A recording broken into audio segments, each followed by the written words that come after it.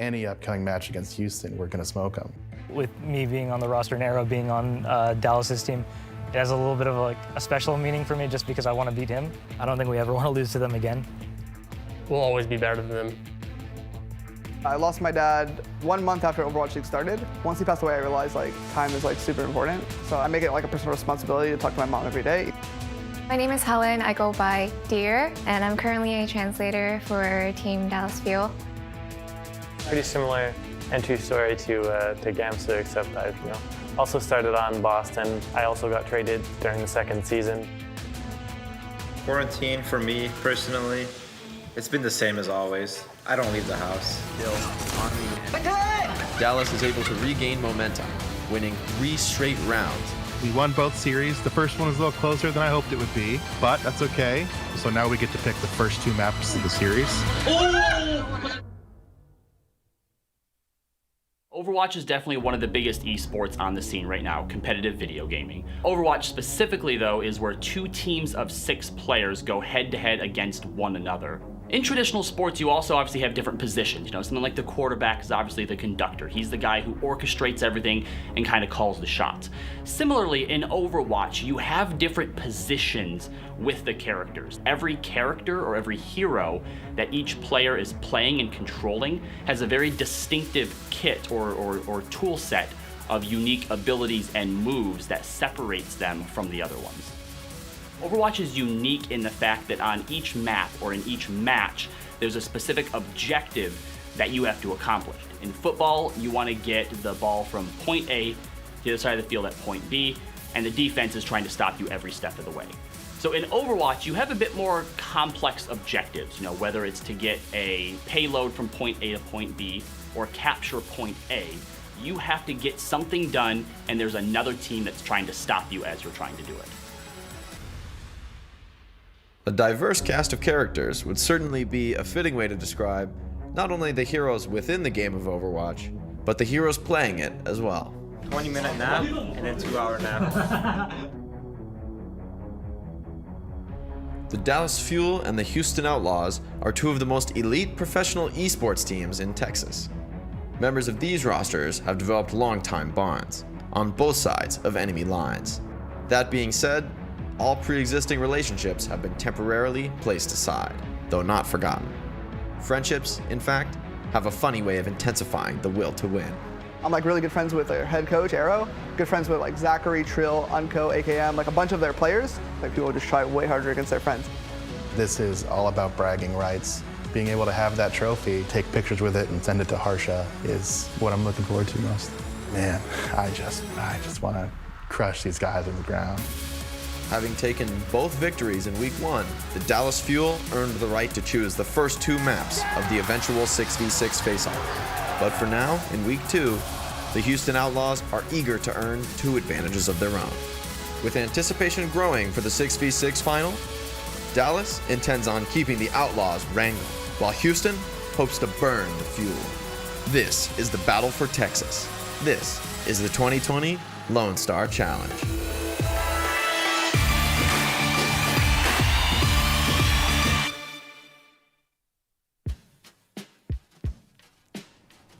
Yeah, I just gotta, get my son for the day.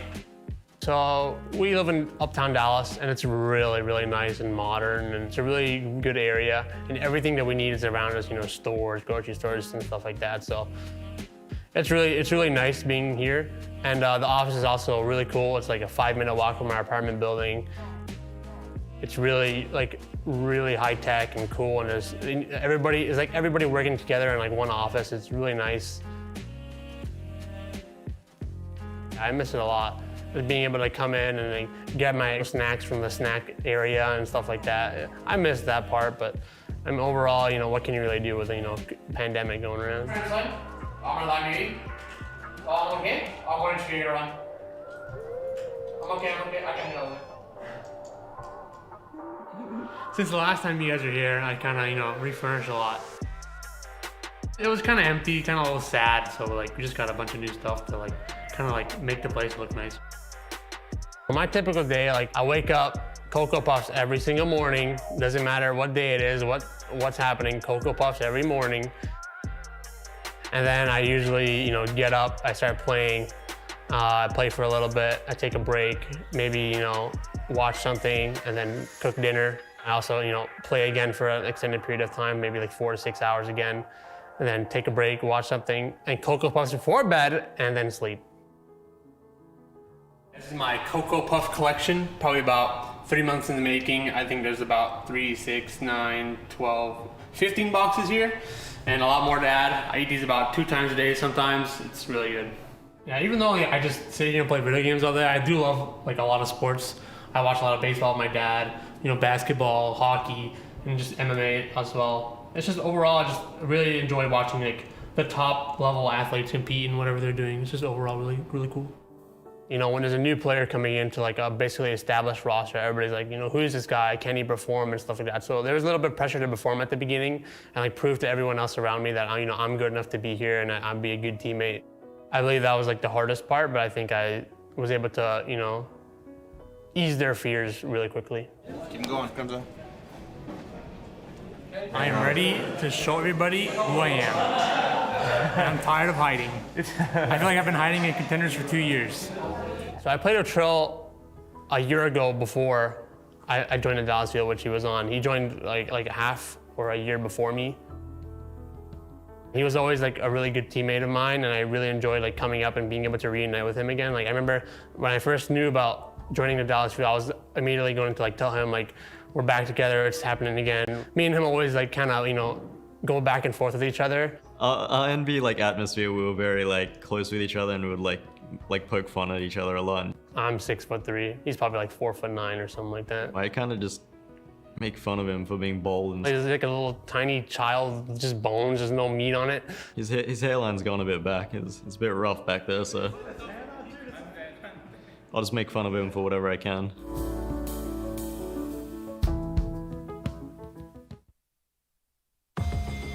I'm from South Korea. I'm growing in Seoul. My mom, my father, and my brother in Seoul now. But it's okay. I have good teammate and good neighborhood. Yeah, Texas people so good. When I was young, I just play video game, and I always play game. When I joined middle school, my mom say you need study, you need more study. So I just study. I cannot go outside much, so I just in house and I just play game. In high school, 17, I play Overwatch first time. I just play so much, and I feel so happy. So I say to Mom, I just try, can I try pro gamer? Can I challenge pro gamer? Mom say, okay. So I just try pro gamer. And I joined team. She worried.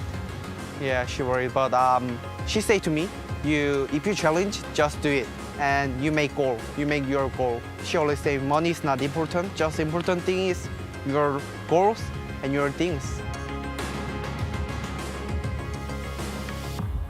I think learn English is just respect their culture. So I most study English. Hi, Jaxie. How are you today? I'm good. How are you? I'm good. So what are you doing these days? I just always practice. Do you eat something nice these days? Are you healthy? Yeah, maybe. Maybe. Okay, 자, 그러면은 we'll start our lesson today. Yeah. Sophie is very good English teacher. She teaching so many pro gamer, and she always kind.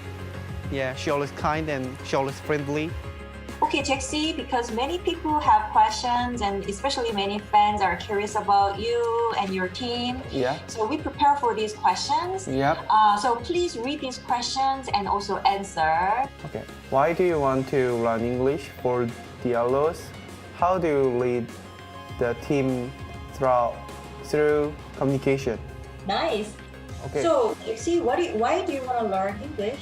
So most of my team members use English, and I study the language of the country because I respect American culture, East culture. Yeah. Oh, that's so nice. So, what is your plan tonight? What is your plan today then? I just make pork belly. Pork belly? Yeah. Oh, you like cooking? Yeah. I just make pork belly and I just make pork belly. After eating pork belly, I just practice. Okay, sounds good. So I'll see you next week. Yeah. Okay. See you next week. Goodbye. See you. Thank you. Bye. 120 hertz refresh rate, quad-core processor, 16 gigs of RAM, lag-free 5G, and a battery that won't quit, just like you. The Samsung Galaxy S20 Ultra 5G, the ultimate gaming trophy. Thank you for joining us for the 2020 Lone Star Challenge presented by Samsung. Two of the most popular teams in the Overwatch League are fighting for the right to be named the best Overwatch League team in Texas, and the winner of the first Lone Star Challenge. Both teams extend a special thanks to Samsung, HEB, Favor, Jacklinks, and Zenny Gaming. Now, let's head back to the action and introduce you to some of the players.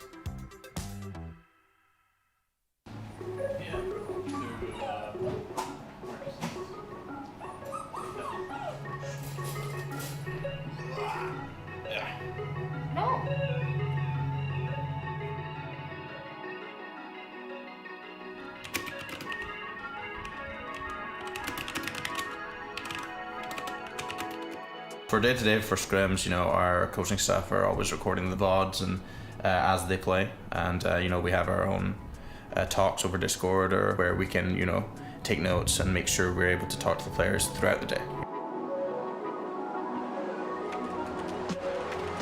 This is the spot. This is where all the coaching magic happens.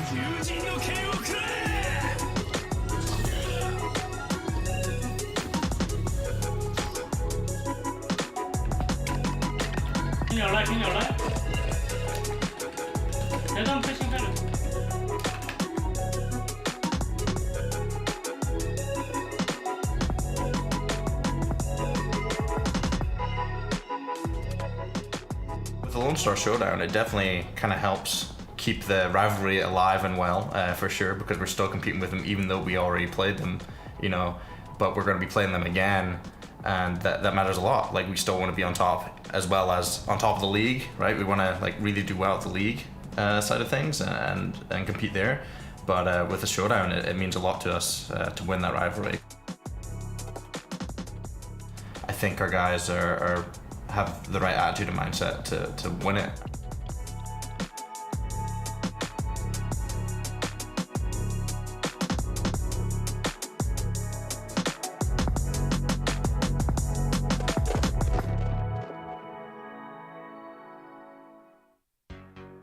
Oh, my name's Ashley Powell, and I'm from Broome, Western Australia.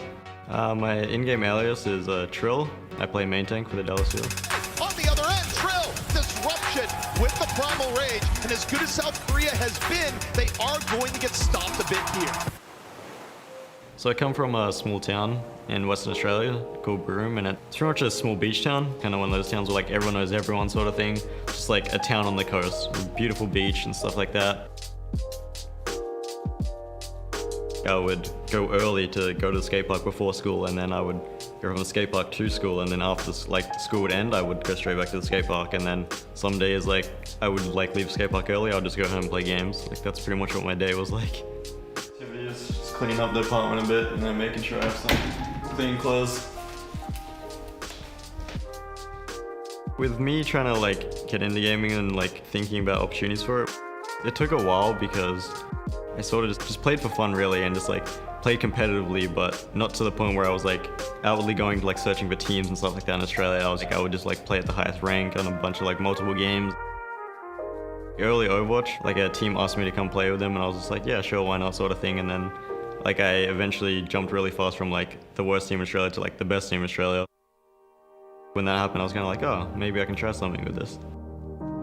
We played in a bunch of small tournaments. There wasn't a whole lot of prize pool. We kind of just did it for fun. We just played. There was one Australian tournament. The prize pool was 10,000, which was huge back then. And we ended up destroying that tournament. We won. And then after that, we got talks from an org who actually offered us to play in Taiwan for 3 months in a tournament with 100K prize pool. played in Taiwan, and that's kind of like how my pro career like started. I didn't really like plan for anything. I didn't really have like high expectations. I didn't really set the bar to be like, okay, it's gonna go from here to here. I'm gonna be making all this money. At the time, it was really my passion, and so like I just wanted to just do what made me happy.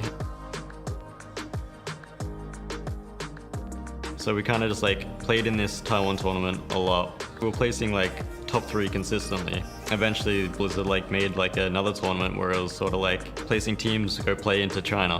So that was like our first big tournament and my first like big tournament in front of like a huge crowd. Also on top of that World Cup, I participated in like the three past World Cups. The 2018 World Cup, I think it was. I had a really solid performance in that. True, he's built another Primal Rage. Exactly the disruption that Australia's needed, and Trill is gonna be the difference maker. I had a lot of eyes on me after that, and people were like tweeting about me, saying like how insane I was. Yeah, so me playing like still pretty consistently well on high ping, I think a lot of teams were like, damn, like if we get this kid on low ping, like what's he gonna be like?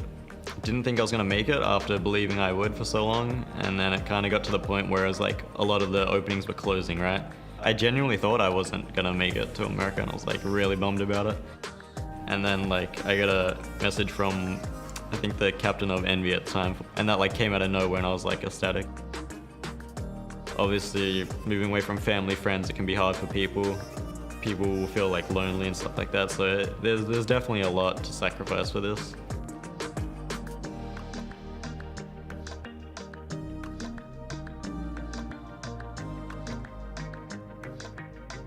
Honestly, we are gonna destroy them, and like, who doesn't want to be the best Texan team? Who doesn't want to win this like Lone Star event? Who doesn't want this trophy, right? Like, I think we're gonna bring our all for this 6v6, and I think they're gonna try just as hard. And I think honestly, we're just gonna utterly destroy them. If I'm gonna be honest, we've done it in the past. It's gonna happen again, and we're gonna get that trophy. Honestly. We were thinking just play Reaper Moira and go glass. Okay. Because then we can pinch their backline. If we go glass, and then they try and rotate like pillars with their supports, we can wall them. Propel! Lapel! What's up? You cringe. With the Korean players, I'm like constantly just making jokes with them and they're making jokes with me. I think we've bonded pretty well because I'm just really silly. I like to make people laugh. Rio Jackson, stop that. Why? Why is the most Minecraft player, Dante? Yeah, I will. Yeah. 그냥 뭐 제가 영어를 그렇게 잘하는 편은 아니지만 최대한 영어를 하려고 노력을 하고 안 되는 거 있으면 막 바디랭귀지라도 이용해서 대화를 하는 것 같아요. 오사위! What can you make? 톨비노이? 톨비온! Made this good? Oh, who made? Other Western players help Korean players so they can teach English and game calls, game words, so we can play easily. Nice. Bomb. Nice. You're welcome. everyone.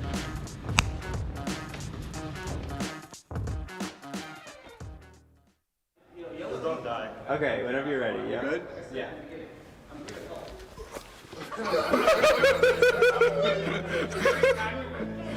My name is Austin Mumo Woman, and I play main tank for the Houston Outlaws. I'm from a really tiny village in Ohio, really small. I was just stuck in a family of all girls, you know. There was my mom, I had my little sister, I had my younger sister. My dog was even a girl. I'm the only guy, completely. Growing up, I was really into like traditional sports. I played pretty much all of them. Soccer was definitely my favorite. I ended up playing that one for like 11 years. I got my first PC at home when I was about 16 years old, and that was about the time when I stopped playing soccer really seriously and just started playing video games all the time instead. When Overwatch first came out, I immediately like swapped over to that game. The day it came out, I played it like 12 hours that day, and it was really, really fun. That was when I first realized that like I could really do this. I was playing for my first pro teams while I was still in high school. My mom let me do it and she was fine with it as long as I was able to still be playing video games like 10 hours a day while still having straight A's. Originally it was a little rocky because like, you know, my mom she wanted me to go to college after high school and stuff. But I told her that this was like, you know, really important to me and I was enjoying it a lot. And I told her that I really did think there was a future there. And she was super skeptical at first, but the first team that like actually contracted me and salaried me, like when the first paycheck came in, it was good to finally have something tangible and be like, look mom, it's real. So after that happened, she kind of, you know, eased up a little. And then by like, I don't know, 6 months into it, I was like, hey, by the way mom, I'm moving to LA now. Oh my god, I want to buy them all! This is great! I'll take this one and this one. This is what Oh, I love this sword! When we first started having the matches in person in LA, it was like really nerve-wracking for me to be on stage. The pressure of competing, you know, in the main tank role, especially in my situation, since like we don't have an actual like dedicated main tank player as like a backup or anything. But I got really good at focusing only on the game and like being able to zone the crowd out completely. But honestly, at the Houston homestand, it just wasn't possible. The fans were way too loud, they were way too crazy. Every little thing that happened, every little kill, you could just hear just this eruption of volume of just screaming fans. It was so crazy. It's actually kind of weird being at home again and playing our matches online. It's like a throwback, you know, I got to spend all this time getting used to playing the matches in person. Now it's back to just playing them at home. Alright, I'm ready? Okay, ready? Alright, I'm going to tell up. 3, 2, 1, go. We met in March of 2017. We met on Tinder, actually. Typical millennial story. We were both living in Ohio at the time. When I was in college, Austin lived with me for most of fall semester. When I came back from winter break, which I spent in LA with him, I started to feel pretty lonely. You know, you just sort of get used to having someone around all the time and then they're not there anymore. So my family helped me get a dog, this little guy right here. I got him when he was a little puppy, he was just 6 months old. He's been with us ever since. I brought him with me to LA after I graduated, and now he's got a great big backyard that he loves to run around in all the time.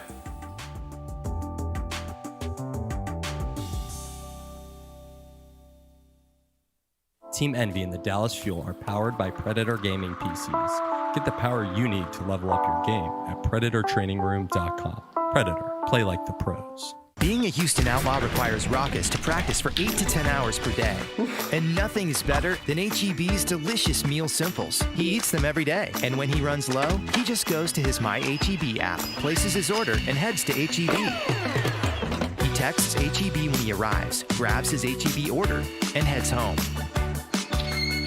Hey, I got food! I'm back, guys. HEB Curbside, making it easy for Raucus to be a Houston Outlaw.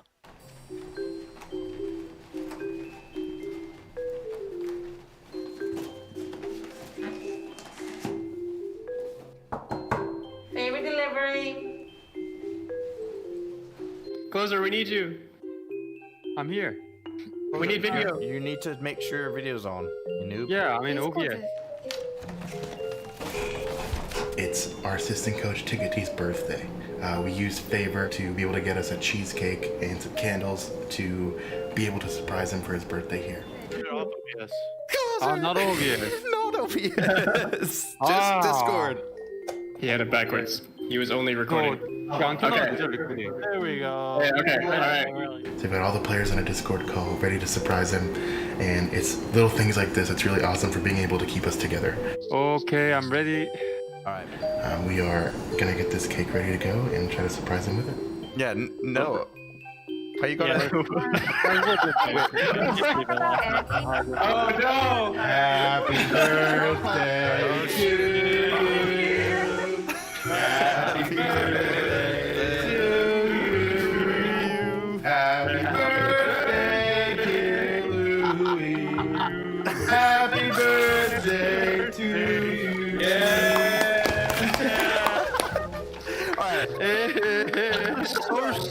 It's so laggy.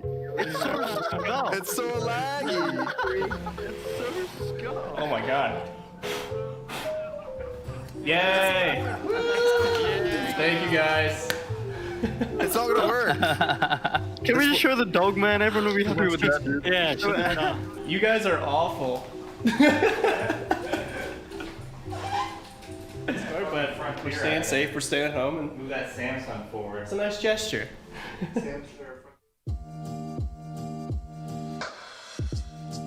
Dallas is honestly just a nice city that doesn't smell bad, has nice people, isn't constantly busy everywhere, is actually surprisingly walkable considering how spread out Texas as a whole is. So. Requiring tremendous chemistry between teammates, playing the tank position is well suited for these longtime friends who are able to social distance together. Oh, you got tied up real quick. We're out here on the Katy Trail, taking a little bit of walk, getting nudie out, getting some sun. We really haven't seen the sun in like at least like 6 or 7 days probably. You know, it's a rough quarantine, but sometimes you come out, enjoy the weather a little bit. It's not too bad. Playing online doesn't feel like I'm playing like in front of like fans. I don't like feel like any like tense or like nervous. You know, like my cat and dogs are like behind me and I just play.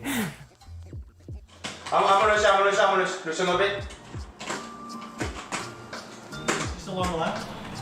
Nice shot, Dad. I'm pushing the video. We won against Houston last time. It was pretty easy, and I'm looking forward to play them again.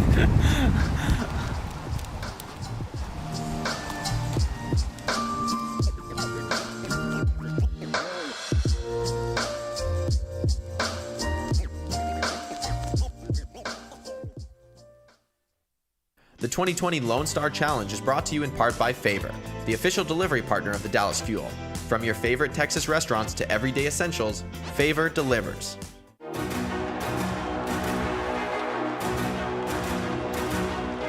This is the shot. They've got one shot at this right now. What am I watching? Get out! Come on!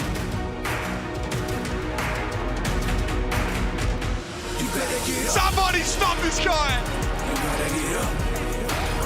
Can anybody stop them? The answer is no! I need you to get up. Get up. What is this? Oh my, what? I'm telling you, baby! Now we have a game!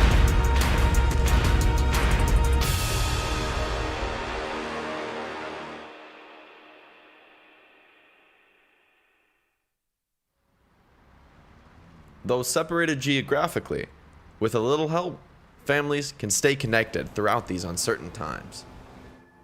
How's it been being in your apartment for like 3 months? 2 months. 2 months? 2 months tomorrow. Sucks. I miss coffee shops. I'm sure. You know, I'm used to taking walks, 5-mile walks a day and getting out at least. But, I always work from home, so. Yeah. Anyhow, so what's it like in Texas, with COVID going on? I mean, everything is like, I'm pretty sure people are being irresponsible here as well, but I'm just like chilling. I'm not doing anything like different. I'm just like inside. I go to the grocery store like once every 2 weeks. Wearing mask and gloves to go? Yep, we usually do that. Perfect. You know what's crazy? What? It's May. I know. It's like, where did it go? I saw you March. I came home March 2nd, from the homestand. Yeah. And I haven't left my apartment since you told me to run out in the middle of the night to get water. Yeah. So you want to know what the highlight of my night was last night? What's up? I got toilet paper and paper towels. Finally, after 2 months. That's exciting.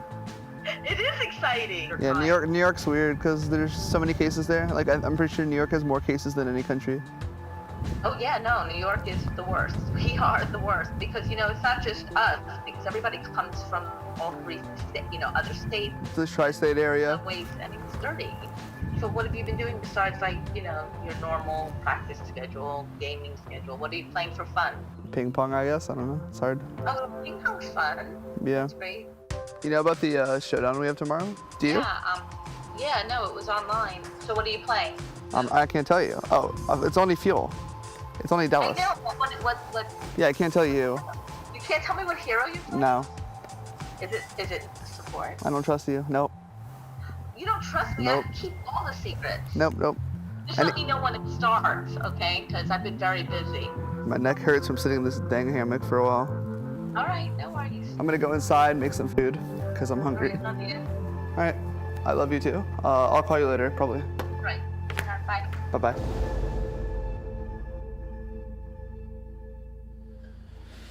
I know what he likes. He likes the cornbread and the green beans.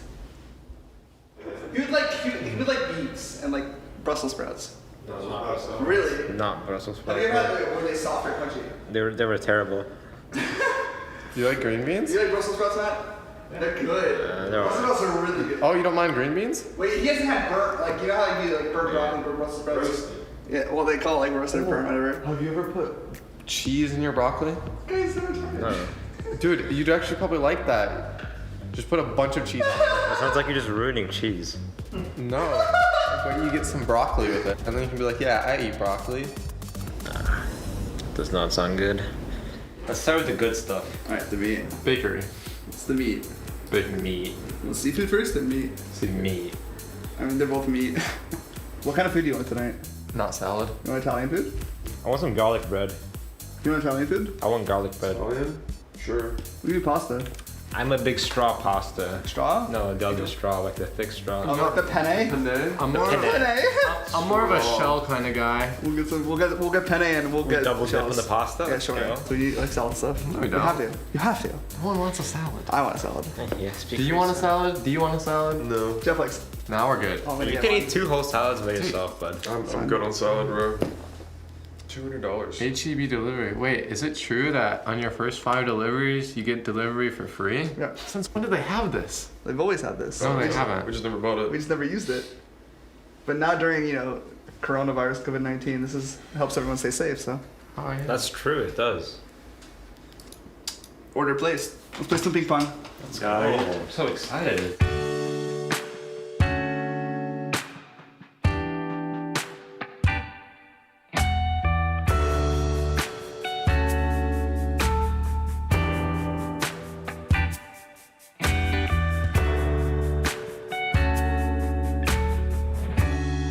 It's a nice, beautiful day out. We gotta move along again today. Why? It's long. It's okay. Nah, It's fine. It's unkept. We got a backyard. Never been out here before. Yeah, It's really peaceful. Boy, I forgot he never left the house.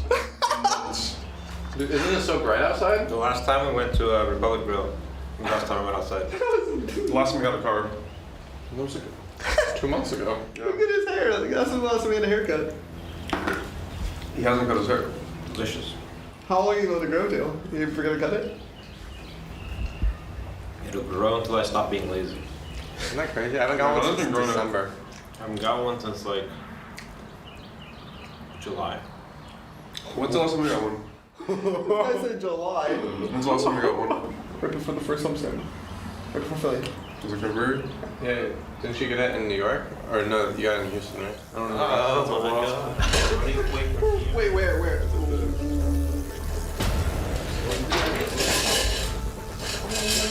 You don't do any sudden movements? T-Rex each That's how it works. Don't look at it in the eye. Shop online or through the HEB app to purchase your groceries today. Here, everything's better. 120 Hz refresh rate, quad-core processor, 16 gigs of RAM, lag-free 5G, and a battery that won't quit, just like you. The Samsung Galaxy S20 Ultra 5G, the ultimate gaming trophy. This is what I live for, the detail in Overwatch. Imagine designing maps specifically for 3v3 or 1v1. Okay, with all these comps, we're gonna want to take control of this face, right? Want to hold the high ground, get there first. Yeah, I think high ground's really good here. So whatever comp we decide to play, let's take the high ground. The ball, echo, mercy dive is good here, right? We just dive them while they come to the top. Yes. Yeah, that's what we do. According to my calculations, if you roll out, use your string on the tower, and you hold it and then release as you're crossing the next door, and you get a big slam, and then our said DPS divers can flank and hit the same time at their backline. Yeah, I like this strat. It's a good one right here. I like it. If we can't hold space on top with our bunker comp, we can just chill in one of these rooms and then go out when point unlocks, try and get a shield and get them when they fall down, right?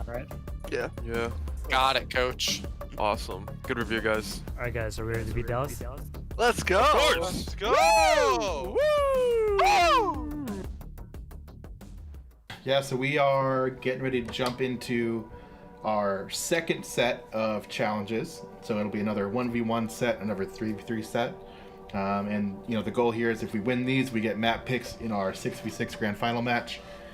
So we are getting ready to jump on in.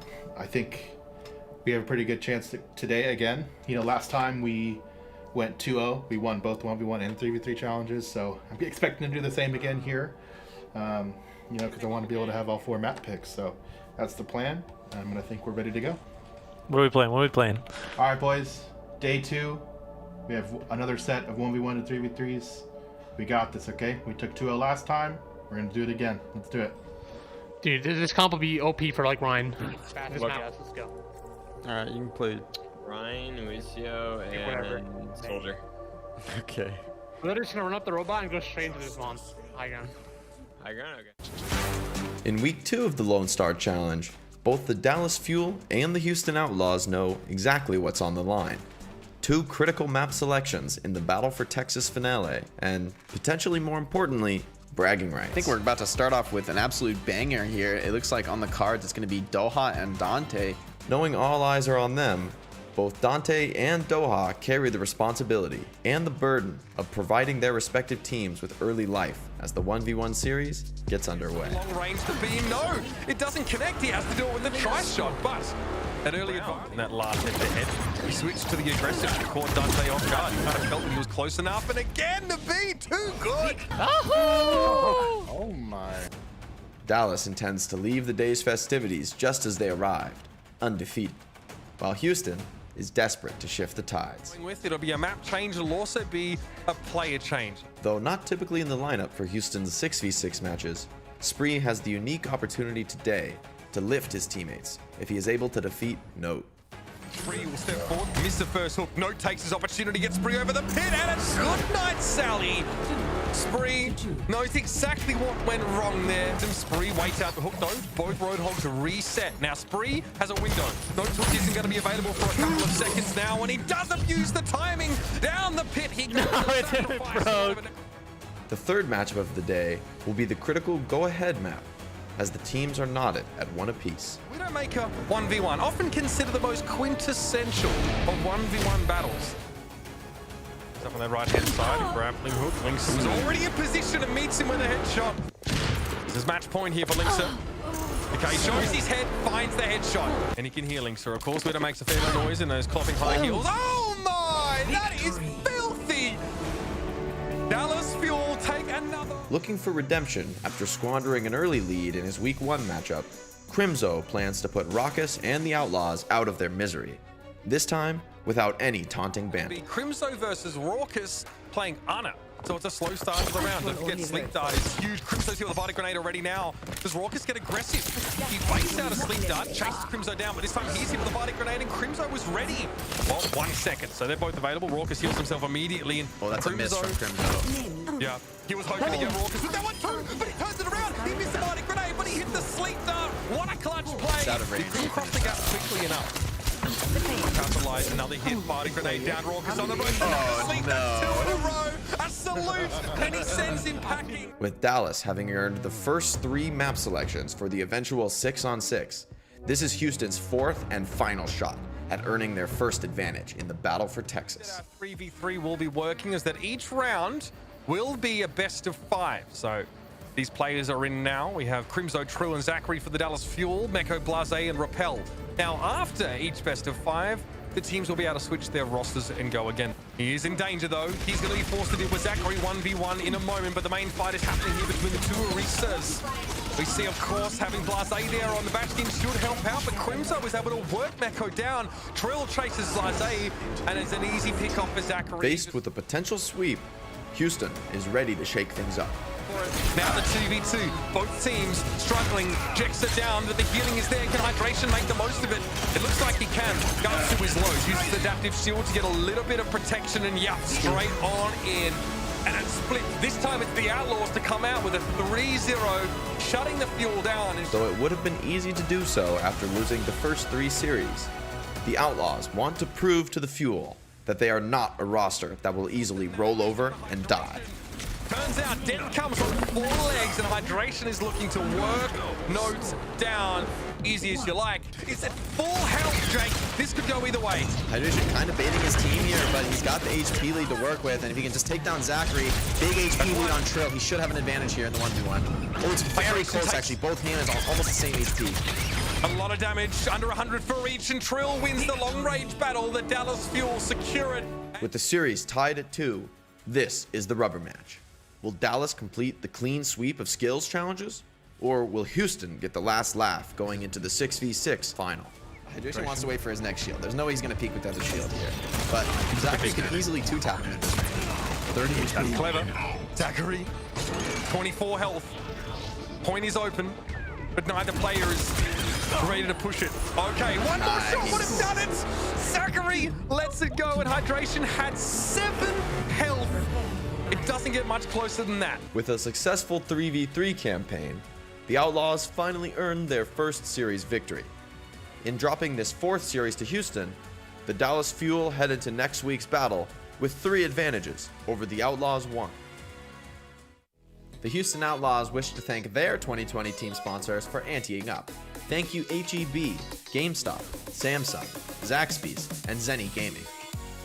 The Dallas Fuel wish to thank their 2020 team sponsors, Jack in the Box, Favor, Corsair, Frontier Communications, Greyhound, Predator, and Jackalings. Being a Houston Outlaw requires Raucus to practice for 8 to 10 hours per day. And nothing is better than HEB's delicious meal simples. He eats them every day, and when he runs low, he just goes to his My HEB app, places his order, and heads to HEB. He texts HEB when he arrives, grabs his HEB order, and heads home. Hey, I got food. I'm back, guys. HEB Curbside, making it easy for Raucus to be a Houston Outlaw. So today we finished our second set of 1v1s and 3v3s. Dallas actually came out on top in the 1v1s. So that was a little bit disappointing. I think part of that's on me because our players were kind of tired, not in great condition. So I think we weren't able to kind of put our best foot forward. Dallas kind of took those pretty decisively, and Spree was our only victory in that. But in the 3v3s, we kind of caught our second win. Some of our players were really motivated to kind of prove that we should be like beating Dallas in these challenges. So that was really cool to see. I'm glad my players were motivated, and we saw, you know, Hydration, Dante, and Jexy pulling out a lot of like very innovative strategies, I think, in the 3v3s. And then to close out the series, we played Blase, Raucus, and Hydration together. They're all roommates, so they have a lot of good synergy, and they really wanted to play with each other. They were really motivated, and they took that match really decisively. So coming into the match, it'll be really motivating to be able to win on Dallas's map picks and make them feel even worse about the loss. So I'm really excited for that personally. We'll definitely feel a lot better being able to put our best foot forward in the 66. So Dallas, we're coming for you.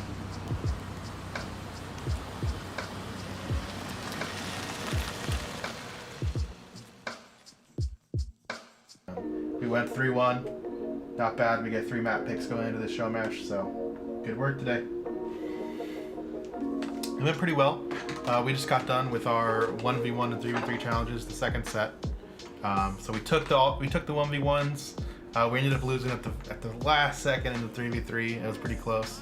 You know, we wanted to give him a chance. You know, we took a little fun in the you know, that last set. You know, you're looking at Crimzo. Why you body blocked me? What a dweeb! So in the 3v3, me and my teammates, we played pretty well. I think we destroyed them, absolutely. Like, I think I'm gonna take all the credit for it. I think I played the best out of everyone on my team. I kind of carried them, so it is what it is. But yeah, we destroyed them. What it means is we actually get 3 of the 4 first map picks. They get to have the 4th one, but that's fine. We'll give them 1. We don't want to completely stomp them, you know. Feeling pretty good. We're pretty excited, and honestly, we're ready to go, so can't wait for it. The Outlaws managed to come out on top, but when you mix it all into the greater scheme of things, being sort of hectic and crazy and unpredictable, there are some strengths there, but if you're not careful, you can also lose your team. And when it comes to the 6v6, that gives Dallas Fuel the opportunity to capitalize on some big mistakes. So the Houston Outlaws have to make sure that they can rein it in a little bit and keep control over their compositions. With 4 series in the books, only one battle remains in this inaugural event between the Dallas Fuel and the Houston Outlaws. Having been defeated by the Fuel in 3 of the 4 contests, the Outlaws are certainly fortunate that the upcoming 6-on-6 grand final will be for all the marbles. Some blood has been shed, but these two teams are now going to take their beef out to the battlefield when it comes to the Battle of Texas next week, Jake. That is going to be another exciting one, and we have no idea what to expect, seeing both of these teams play each other so close only so recently. Both teams desperately want the spoils that will accompany a victory next week. A trophy, a title, and potentially above all else, bragging rights. Yet only one squad will prevail victorious. Will Dallas be able to capitalize on the 3 advantages they earned thus far? Or will Houston benefit from the momentum they generated with their recent victory? Which Overwatch team truly rules Texas? Next week, the score will be settled. A champion will be crowned in the finale of the 2020 Lone Star Challenge. Thank you for tuning in to the 2020 Lone Star Challenge presented by Samsung. If you want to keep up with the action, make sure you head to your favorite team's YouTube channel, youtube.com/outlaws or youtube.com/Dallas Fuel on Monday, May 11th at 12 p.m. Central, where the 2 teams will be competing in a second set of challenges before they head into the May 18th Grand Final. But the action doesn't stop there. We'll be back on this station next Saturday to follow the players on their quest. Both teams would like to extend a big shout out to those that helped make this show possible. From Samsung, HEB, Favor, Jacklinks, and Zenny Gaming, to our teams and production partners at Banner TV, Heat Index, Esports Engine, and Snip Studios. 120 Hz refresh rate, quad-core processor, 16 gigs of RAM, lag-free 5G, and a battery that won't quit, just like you. The Samsung Galaxy S20 Ultra 5G, the ultimate gaming trophy.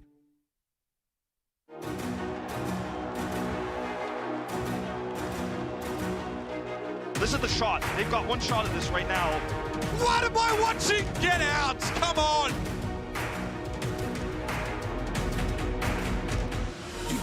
Somebody stop this guy! Can anybody stop them? The answer is no! I need you to get up. Get up. What is this? Oh my, what? I'm telling you, baby! Now we have a game!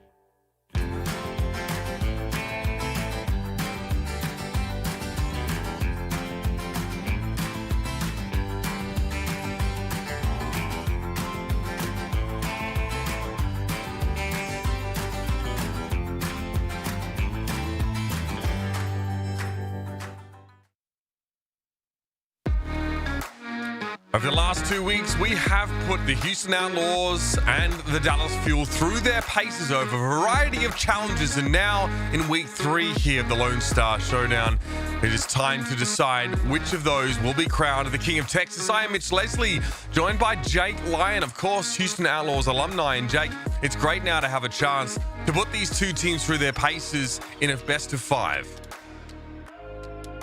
I couldn't agree more. I think having the opportunity to play in the 6-on-6 environment is something that these teams have really been waiting for. The 1v1 and the 3v3 challenges are a nice way to shake it up and see the teams in a different light.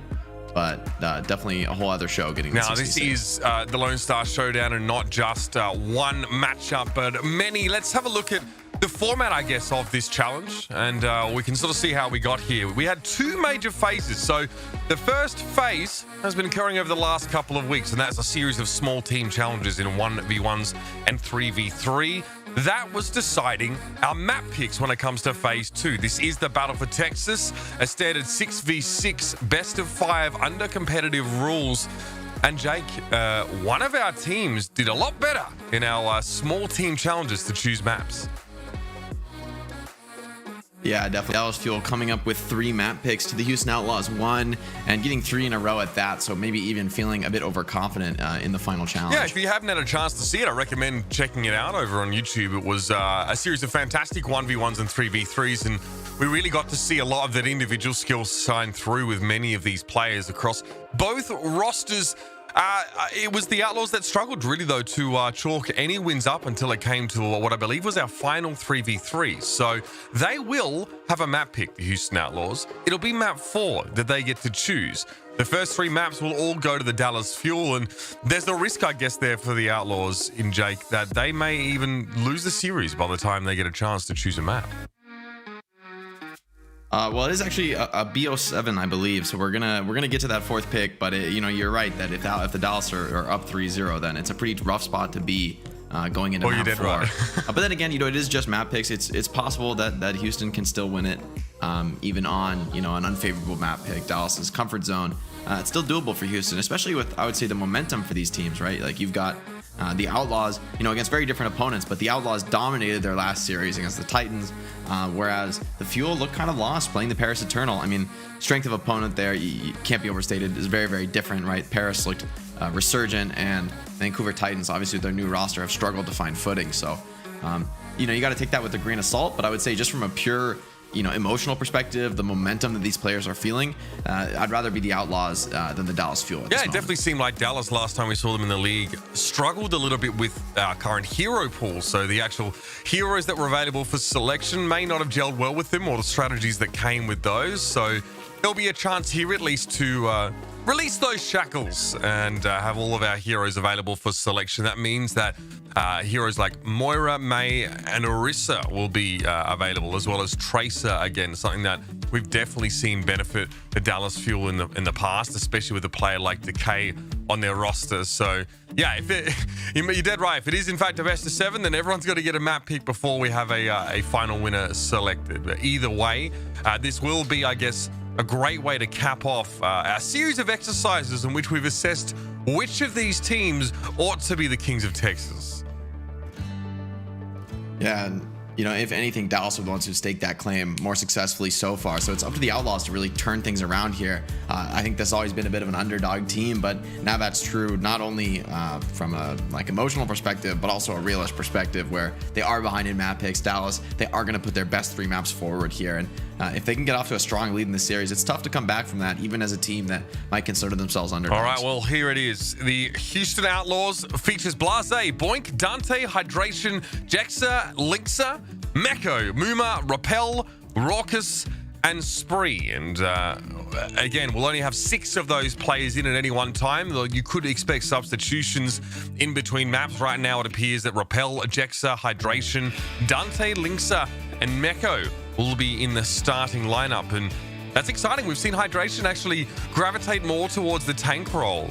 Jake, we saw him play Winston most recently for the Outlaws.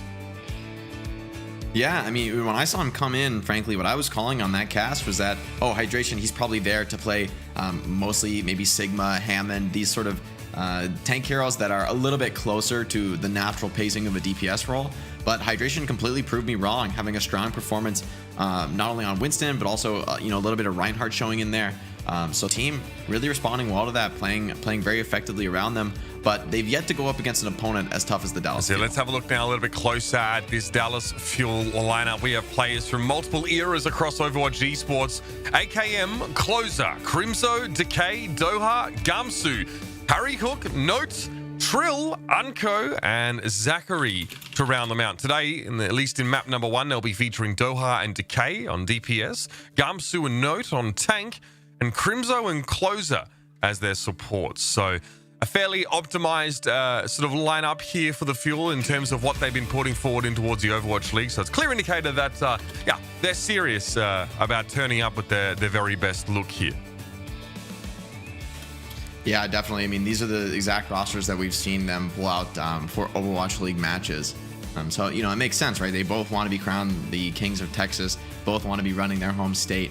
And I think this showdown is a great opportunity to highlight that, outside of the larger context like the Overwatch League. This is where these two teams can really go head-to-head in a true and long-term sense. And last time these two teams did go head-to-head, it wasn't that long ago in the Overwatch League. I think you alluded to that earlier on in the show. And that was a best-of-5 series, whereas this is a best-of-7, as I've now realized. So that one was very close. It went all the way. We will have to see whether the choice of map pick really affects these teams too much, but I do want to set expectations for viewers that for these two teams, having one team having to seed multiple map picks early in the series is unlikely to have a huge impact over the result here, as both of these teams will have practiced on all of these maps. The amount of hours that both Houston and Dallas would have put into scrims and practice is immense. So anyone coming in sort of thinking that Dallas Fuel have this incredible inherent advantage may be surprised to find that the Outlaws are very well versed on many of these maps, including Ilios, which will be our first. Yeah, I think, anyone in the Overwatch League, right? Like, there's not an Overwatch map they haven't played. Any Overwatch League team, there's not a map that they don't have experience and practice on. So the map picks are really just more making your own practice just a little bit easier, a little bit more fluid. You can focus in on the maps that you've prepared for. But the flip side of that is that if we get very late in the series and Houston are still alive, still competing, that means Dallas, if they had overly focused their practice, thinking their map picks would really put them in control, by the time we get to the end of the series, that won't be the case anymore. So I think if the Outlaws can just outlast, right, even just taking maybe one of Dallas's map picks, they're putting themselves in a great position to succeed going late into the series. Now, if you are in Dallas or Houston and you're able to check this stuff out on TV, make sure you tune in to WFAA 8 in Dallas and KHOU 11 in Houston at noon on Saturday for the final episode of the docuseries on the Lone Star Challenge, which is, of course, a series that has been running alongside these matches, and it's been a fantastic way for viewers to get a little bit of background information and also get a feel for how the teams are going as they go through this challenge. So you see, if you spot your locale there, tune in. It's noon on Saturday. We're going to be heading into game, Jake, in just a moment. Yeah, and the player I have my eyes on most closely for this match, I would say, is Hydration. Obviously Houston's last match was incredibly dominant with Hydration on the main tank role, but they were playing against a weaker team, Vancouver Titans, who with their new roster have struggled to find success against anybody. So Hydration, I think that was not really too tough of a test for him. So now going up against a much stronger team in the Dallas Fuel, this is where the really pressure will be on for him, especially if he goes up against Gamsu in some of those Ryan 1v1s. That's a place where their practice and experience on main tank should make a huge difference. Hydration has been a very adaptable player in the past, though, so we'll see if that continues and his team can enable him to succeed in that sense. Yeah, it's interesting. Ordinarily, of course, in the past, Muma was fielded in that main tank position, and Hydration has much more history as a DPS player. He'll be going up against, you put it correctly, an absolute veteran in Gamsu, who's played multiple esports titles at the top level across multiple regions. But here we go, we're into Ilios. In the red, it is going to be the Houston Outlaws. In the blue, the Dallas Fuel, and it will be a Reinhardt Sigma with a Torbjorn here for Houston, Jake. Yeah, I like the comp a lot for Houston. They've got a lot of anti-dive tools. Lynx are on this Widow, though. He's going to have to find some picks, and so far the Fuel have eluded him. Ooh, very close to a headshot there, but not able to find it. And now the flanks are really applying a lot of pressure from the Dallas Fuel. Tanks dropping very low, and this has got to be the mid-fight going the way of the Fuel Outlaws, getting cornered and dove. Yeah, at least, I mean, we were on board with him at the start of the fight, but a lot of the action was happening at the point. Hydration very aggressively pushes forward on this Reinhardt. So far forward, in fact, that Crimzo was able to get a sleep dart on him and actually enable the rest of the team to collapse around him and punish. So a bit of a composition switch here now, Jake. Dante switching to the Tracer. Yeah, I think this comp is actually going to make it a lot easier for the Outlaws to survive the dive. First off, you have Meko on the Diva, who's going to be able to eat a lot of that damage from Decay and Doha. But at the same time, Repel and Jexa is switching to much more survivable supports against this backline dive. So the Fuel's composition may be unexpected for the Outlaws and gets them the mid-fight win. Decay and Doha now keeping themselves scarce. A little bit hard to get close to the composition of the Outlaws, but now as the Outlaws move inside this small room, there could be trouble. Hydration tries to get a charge on Gamsu, but it goes wide, and Gamsu receives the nano boost. Meanwhile, Doha beaming down the rest of the Outlaws, and that focusing beam really helping him claim those large health targets. And it's already 51% to 0. Yeah, this is pretty much exactly the way you want this to go if you are the Dallas Fuel, because only investing nano boost to hold point, you're going to have access to all 5 of your other ults. Jexa wasn't really able to build up much rally, which is the key ult you're looking for to sort of challenge this dive comp for control. So Linkster is going to have his work cut out for him. It's going to be very difficult to survive the dive as it's all the way into the spawn right now. Ooh, Dallas Fuel are so aggressive, and it's paying off big time. Decay picks up 3. But it's kind of punished here. Is this over-aggressive from the Fuel? It may have been, but Doha gets a duplicate on Meko. Jake and is able to use the Deadeye, not only preventing the Outlaws from properly getting to retaliate in that fight, but giving the rest of his team time to get back to the point after losing a few players. Now Gamsu and Closer are on their way back. Dallas will be at full strength. What will be the last fight? Yeah, what I will say, though, is that the strongest point for this dive comp is holding the spawn of the attackers. So Outlaws have kind of skipped past the toughest test. Beat does come in, though. Fuel trying to make this dive work. Finding grenade thrown out there. Hydration looks for a shatter. Catches Gamsu. Charge is good, but Gamsu still gets a primal rage. And the Outlaws never got to touch the point. Too focused, I guess, on trying to deal with the threat in front of him with the Fuel. And that Tracer from Decay is causing them a lot of problems.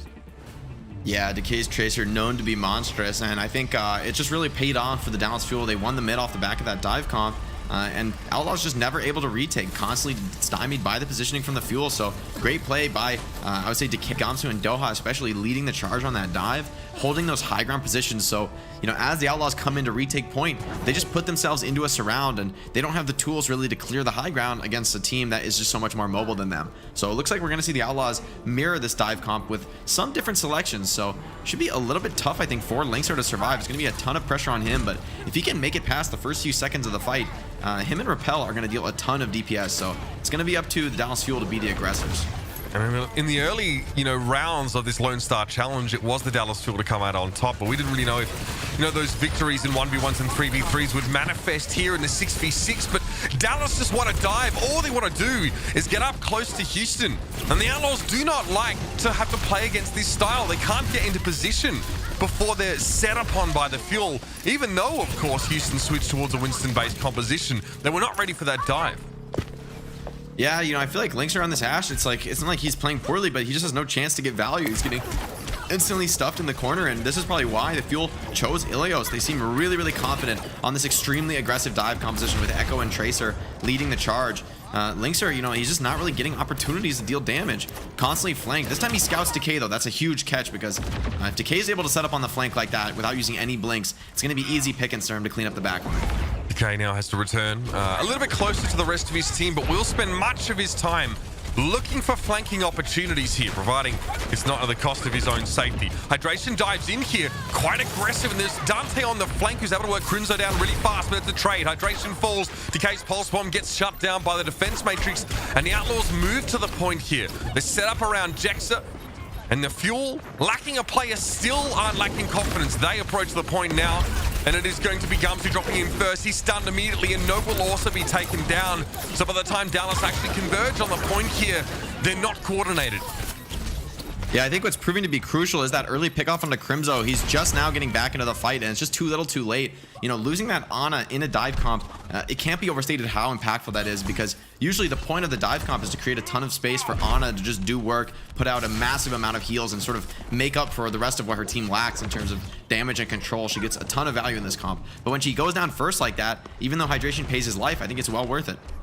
Hydration has Primal Rage at the ready. He'll be staying on that high ground above the lighthouse, and he'll drop down by the time the Fuel challenged it. Unsurprisingly, Decay's already made his way towards the point, starting to contest, but Hydration heads for the back line.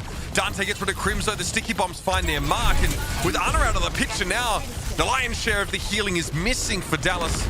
And the Outlaws can continue now to snowball this fight further in their favor. Self-destruct is thrown in towards that low room, but Dante is charged up. He's looking for targets. Focusing beam doesn't quite find what he was looking for, but Linksa helped him out. Note is removed, and now the Outlaws look to equalize here on capture percentage. They're at 49. Yeah, and that's great use of the nano there. Once again, holding point with just the nano boost is a major swing. Doha commit the copy as well, so that's just a... Oh, I mean, I guess Ellis do commit rally, actually. So that fight is less good than I initially thought. But Doha dies in the backline, and that's a crucial pickoff. Hydration's going to be able to hold point very easily here, I think. Does have Primal Rage if he gets dropped low, so it's going to be tough. Beat does come in, and Meko moved off the map. I know, that's so significant here. Huge amount of health that's gone over the edge now, and the sound barrier does at least help most of the Fuel to get in position on the point. Crimzo is hit by the dynamite though, and Linksa was able to find a kill on a target he didn't even see. Note and Gumsu now fighting on the point. Primal Rage for Gumsu allowed him to find one kill, but Dante will be able to return to the point. 3 players up for Dallas, but they forced so many of the Outlaws away. They retain control for now. It's 65 to 79. Linksa coming up on that Bob. That could be crucial to get that point contest going, as no tank ults for the side of Houston.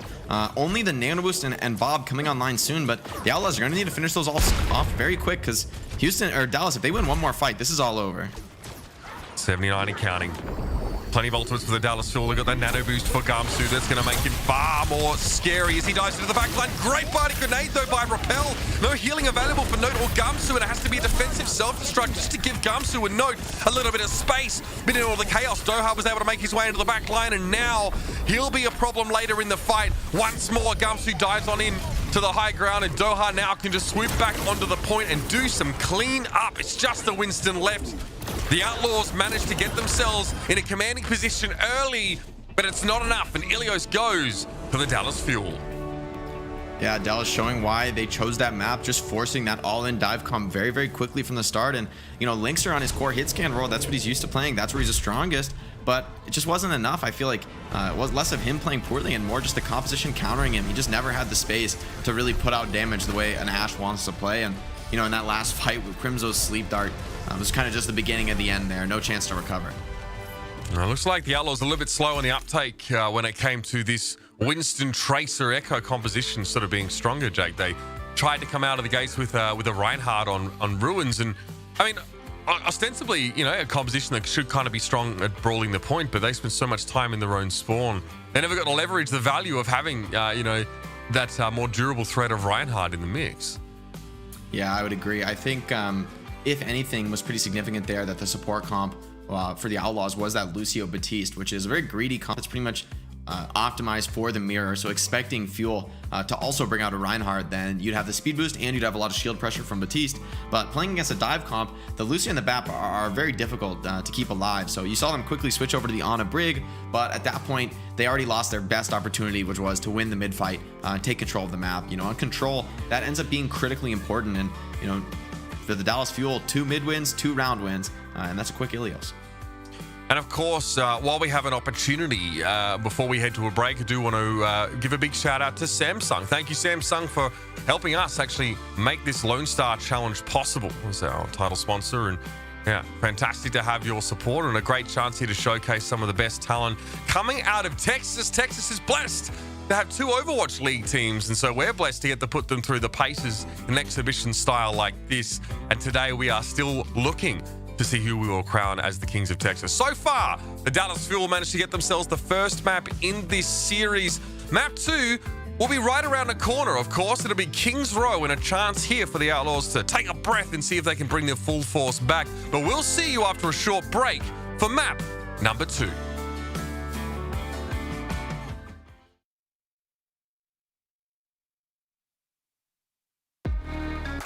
Lone Star Challenge, presented by Samsung. Always gaming, always Texas. Stay connected and stay gaming with the Samsung Galaxy S20 Ultra 5G.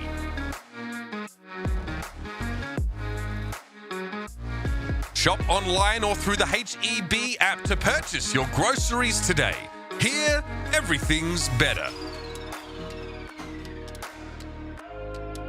If you're a Dallas Fuel or Houston Outlaws fan and wish to support your team, there's still time to order this season's jersey or merchandise. Be sure to check out the Staples store over at the Overwatch League website and represent the Fuel or the Outlaws. Being a Houston Outlaw requires Raucus to practice for 8 to 10 hours per day. And nothing is better than HEB's delicious meal simples. He eats them every day, and when he runs low, he just goes to his My HEB app, places his order, and heads to HEB. He texts HEB when he arrives, grabs his HEB order, and heads home. Hey, I got food. I'm back, guys. HEB Curbside, making it easy for Raucus to be a Houston Outlaw.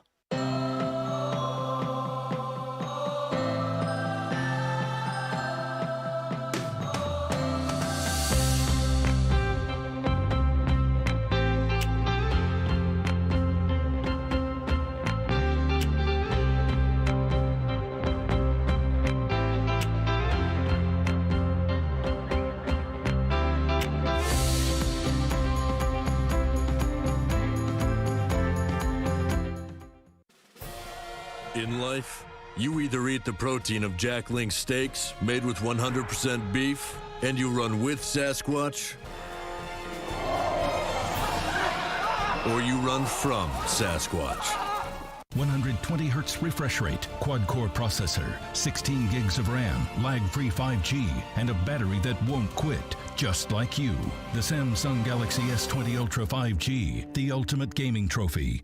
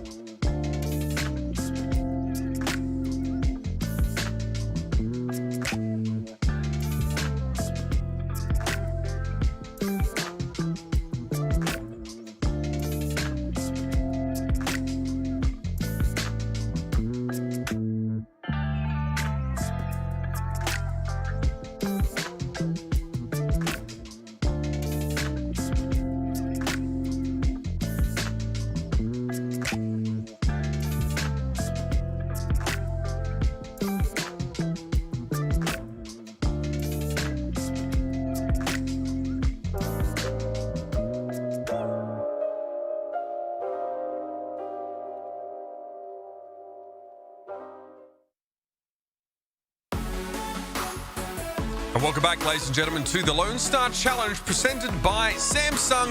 Map number 1 already over. Dallas Fuel chose Ilios. Dallas Fuel won the map, Jake. They look very confident playing this dive composition with Echo and Tracer. Do you think this composition might be the standard for no hero pool play right now? It's very possible. What I will say, though, for the Outlaws is that it feels like they weren't really expecting it both times, rolling out to mid with some relatively greedy comps that are more about valuing the shield trade and the Rhine mirror.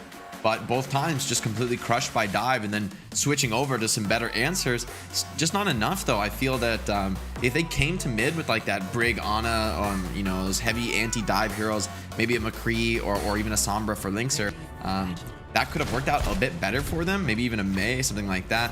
But instead they went for these greedy comps and got punished both times. So I think that was, if anything, just not expecting what the Dallas Fuel were bringing to bear. So, you know, part of it is going back to no hero pools, just as with hero pools, right? It's like no one's practiced without hero pools. So there's still that X factor of even when you don't ban anything, teams don't exactly know, you know, what's the best because they haven't had weeks and weeks and weeks of practice with the same setup.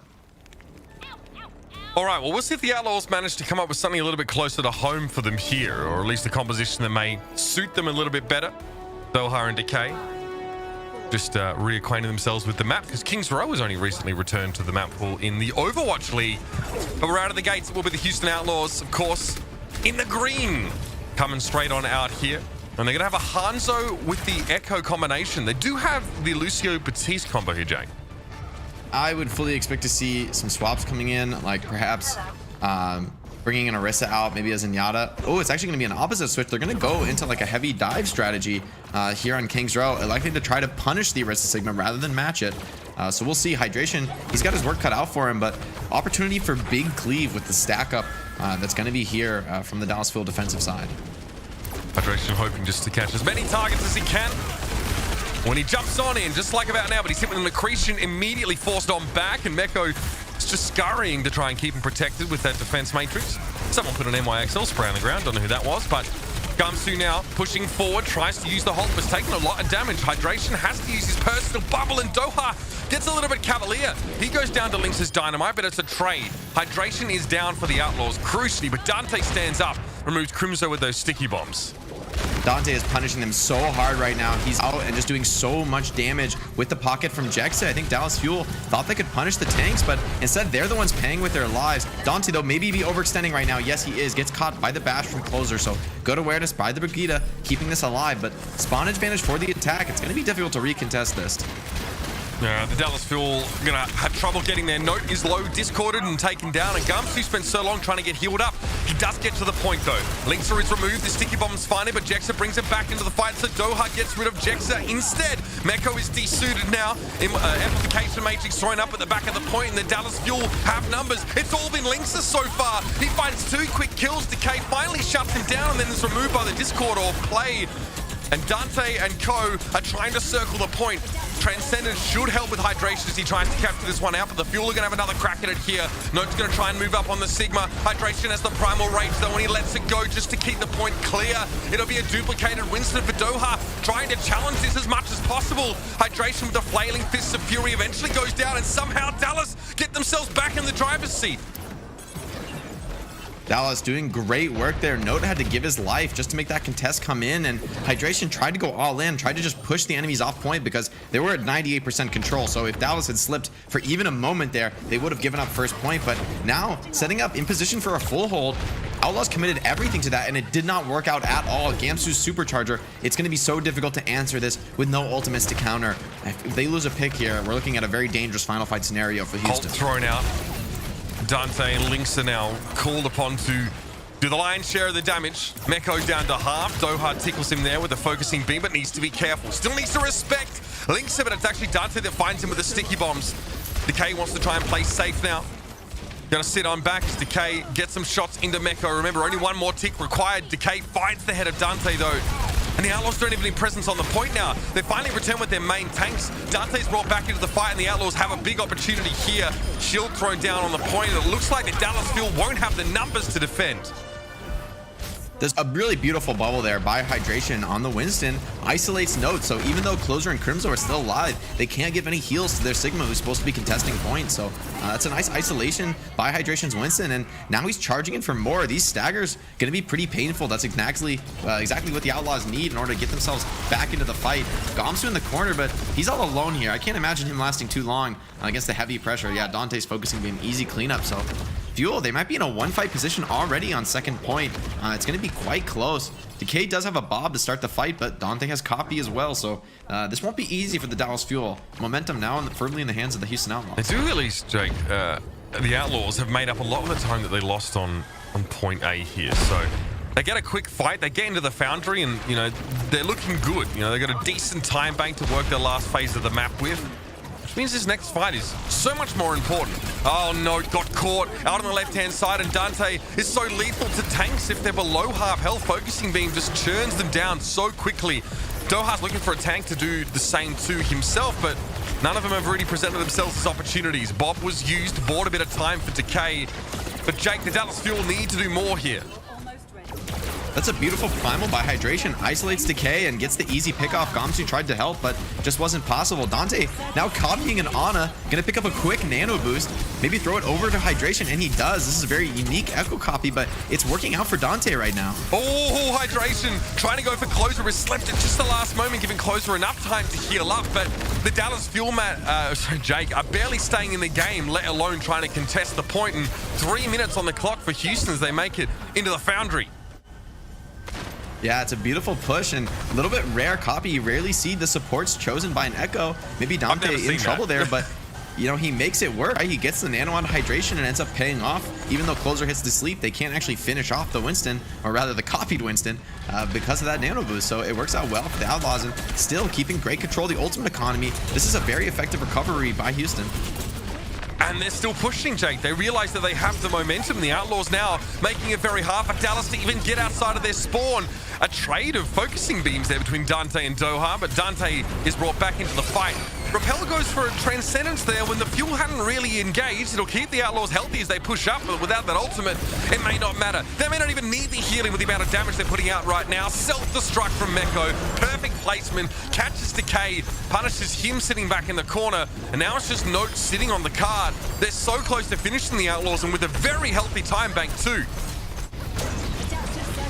Ooh, what a Bionade on Dante. He's at 2 HP, but he manages to get the copy and turn into Wrecking Ball. What a save. And the Outlaws, who would have thought this? They're coming back with a huge time bank now after a brutal defense by the Dallas Fuel on point A. That's an incredible comeback in this round. I mean, once they captured point A, every single fight went the way of the Outlaws. So the dive comp not being a bit of a struggle on point A, but once they got momentum, the Outlaws did a great job controlling their ultimate usage, never overexpending, and they were just always in control. Dallas, they never got their heels in. Jake. If you get bionated and you're Echo, and then you duplicate another hero, do you maintain the effects of the biotic grenade, or does it cleanse it? No, it is actually a cleanse, so it's going to purge any status effect on you, but of course if you're stunned, you won't even be able to copy. But yes, it is actually a full cleanse, so you sort of become a new hero, and there's no status effect that will remain on you, such as like a slow from May or anything like that. Generally, the biotic grenade is probably like the one meaningful instance of that, so that's pretty much the only way to learn about the cleanse, but it's similar to like getting Zarya bubbled or something, where you're no longer going to have those negative stats. That's just how powerful Duplicate is. Not only are you effectively being healed in most cases, you're also getting a buffer of life, because even if you are reduced to 0 HP whilst duplicating another hero, you'll just go back to your normal form, and you shrug off status effects with the exception of stuns and sleep. So very powerful, and Dante used it awfully effective there. I do love the idea as well of Dante giving his team an Ana when they already had a Zenyatta and a Brig. So that extra healing and the nano boost in that short window is crazy. They're able to overload their capacity for healing in that brief period of time. But here come the Fuel, Jake. They're on the attack with the Wrecking Ball. And it's another dive strat for Fuel. Gamsu's Wrecking Ball, I think, was a bit of a mistake last round. Would have rather seen him on the Orisa on defense, but on offense, this makes a lot of sense. The question is, can they keep their Mercy alive? Dante already sneaking up on the flank, wants to sort of get his backline pick off. Gamsu in position now to try and harass some of these tanks as they play around the high ground. Gamsu rolling on through. Actually may have spotted some backliners, but he's not really interested about them right now. It's about working Hydration down, and now Note has joined him. Obviously very close friends in real life. Gamsu and Note like to play close together in compositions like this. Dynamite gets dropped on Gamsu, but now it's going to be up to the Outlaws to challenge as the Fuel have moved on to the point, Jake. Yeah, and the Outlaws' lack of healing in their compositional choice here is really punishing. You see so many players for the Outlaws are on low HP, and they just can't get restored. Hydration unable to really go aggressive because he's never able to get that final bit of armor on his HP bar. So the Mercy and the Ana working wonders here for the Fuel, able to just reset so much quicker after a damage trade. And now it's just quick cleanup for the Fuel. Outlaws gonna have to regroup on second point. The Ashe not really working out for Linkser. I mean, it's just a difficult comp to be playing with the amount of aggression that Gamsu can bring to bear. Red has no space to work with, you're right. Gamsu on the Wrecking Ball, you know, pushed right up to that part of the map that Linkser was playing in, occupying the tanks for Houston, which means that if Linkser tries to peek, he gets harassed. Doha has emerged as a real legitimate threat on this Echo right now. Of course, after being known for his Pharah play, he's very familiar with being up in the air, and there's 4 minutes and 50 seconds on the clock for Dallas here, and some big ultimates to work with in the next fight. They're going to have 5, Jake. Yeah, you know, Dante is getting a lot of value here, but I think it's just be difficult to deal with. See Gamsu diving in very early, forcing a ton of ultimates. It's Nano and Valve traded for Transcendence, so a little bit of positive trade here for the Outlaws, but they're giving up a lot of control to Reset. Yeah, I mean, it's a positive trade, but they didn't have many ultimates to start with. They have to get it done with what they have left now, and it's going to be tough. Meko tried for a self-destruct to shut on down, but Gamsu's minefield claims Jexa. And the Dallas Fuel nary a break in stride after capturing point A, and they will continue to push on here. The Outlaws will be hard-pressed to even keep them out of the Foundry at this rate. Yeah, I'm not sure going to get much of a recontest here. Meko just spawning right now. It's a long trip back point. No Lucio for the Outlaws. It looks like they are posturing to go for it, though. You have a Primal Rage from Hydrin, a copy from Dante, so potentially durability necessary to take this fight. Rally could be exactly what they need. Self-destruct. Oh, Repel! He didn't think that. He thought the bomb was going to go around the corner. Instead, it actually ended up right behind him. It's a 1-for-1 trade, though. The Bob definitely helped out, and Dante was able to find the kill on Crimzo. Now note, as he tries to pressure Dante, also falls foul of the focusing beam. Now Dante can return to the fight where the Outlaws are starting to stake their claim good and proper. Closer, well, I guess his train hasn't arrived. He's not going to be escaping from hydration as he gets run down. The Fuel are going to have to disengage here. Yeah, it's a great hold by the Outlaws. Hydration wisely manages to hang on to his Primal Rage there, and it does cost a lot of ults, but you need to make a hold of this position so far from the attacker spawn. This is an ideal moment for the Outlaws to start burning a little bit of time off the bank. It should be a lot easier here to stabilize. Doha and Gamsu on their way in. Meko just going to play the high ground for the time being. Linkser gets picked off the back line. That's a huge opener, and Decay gets so much value. Finishes off Dante now, and the Outlaws are in... I mean, they are in so much trouble in this fight, losing both their DPS now, and it'll be a decently long walk back for the both of them, even with Dante's extra mobility. Now the Fuel just need to seal the deal, trying to get towards Jexa now. He's forced on back. Doha needs to try control, getting rid of hydration pretty comfortably now, and yes, the Outlaws running on fumes. Doha's going to be stunned up briefly, gets above the fight though, and removes Jexa somehow with that try shot. Closely goes down, and Linkser is able to find that pick, but that payload is going to be getting across the line, going to be getting home. If Dante can't do something about it, and with the focusing beam getting rid of him, that looks less and less likely. Well, the Outlaws fought for it, they fought hard, but they will be giving up this point, and now the Dallas Fuel are able to make their way through. It looks like... Yes, it looks like Closer was spawned a long way away. You got the back spawn here, so it's going to be a little while before he's able to rejoin. This, Jake, let's note, and Doha play pretty far forward while they get ready and rally the troops behind it. One last push. Yeah, I think it's easy to be confident with a player like Decay, though. 2 huge opening picks and then taking the nano boost and getting yet more. So Decay's Tracer has so far proved unanswerable by the Houston Outlaws. Now they're going to dive forward, and finally Decay gets shut down. That's necessary, it feels, to win a fight against the Dallas Fuel. Meko really took responsibility for getting rid of that one, and despite hydration falling here, not having no inner mech and being staggered currently on the high ground is going to make it very hard for Dallas to advance any further. They'll play around Gamsu for the time being, but he even is getting pressured out. Desperately Closer trying to keep him healed up on the Mercy, but Crimzo's going to get pile driven now with hydration getting towards the back. Dante getting the duplicated, potentially 2 minefields for 1 Wrecking Ball transformation. Every time I see a duplicate, it just seems unfair. Yeah, this ultimate is one of the strongest in the game with one of the highest teamfight win rates to boast. So Dante also a great player to pull off that copy. I know he was grinding Wrecking Ball right when the hero came out, so sort of a perfect situation for him. And now Rally for the Outlaws. It's going to be tough for Fuel to answer this. I have to envision them just retreating in this situation. It's so difficult to answer Rally in the dive mirror. That ultimate, I think, is even stronger than the copy. Now they're able to do so though, Jake. They disengage. There will be a bit of persistent armor left here on the Outlaws and into the back line. Yes, Hydration's going to try and interrupt things here. Drops a minefield, but Linkser falls again to the K. Here's a self-destruct over the top. No one caught by that one, but Crimzo knocked over the edge by Hydration. And now the Outlaws have to back up a little bit here. They're just trying to protect Repel and Jexa as far as we can see. But in the meantime, Hydration was wreaking havoc in the backline, and the cart's not moving at all for the Fuel. They're down to 1:40. Yeah, Dante and Hydration partnered up to kill off those supports, and now Dante looking for the spawn kill on Crimzo. If he finds this, oh, and he got the perfect stick. So yes, it's another reset on the Ana. So Dante, huge annoyance in the backline. Even if he goes down here, he's certainly done his job. Even though things look good for the Fuel, losing your supports like that is always gonna kill your momentum on offense. And Dante's staying behind in the backline. Very difficult to chase this Echo down. She's so highly mobile. Maybe now Dante has overstepped his bounds, but Gamsu, I don't think you can take this 1v1 I can't believe he gets away with Dante that. again.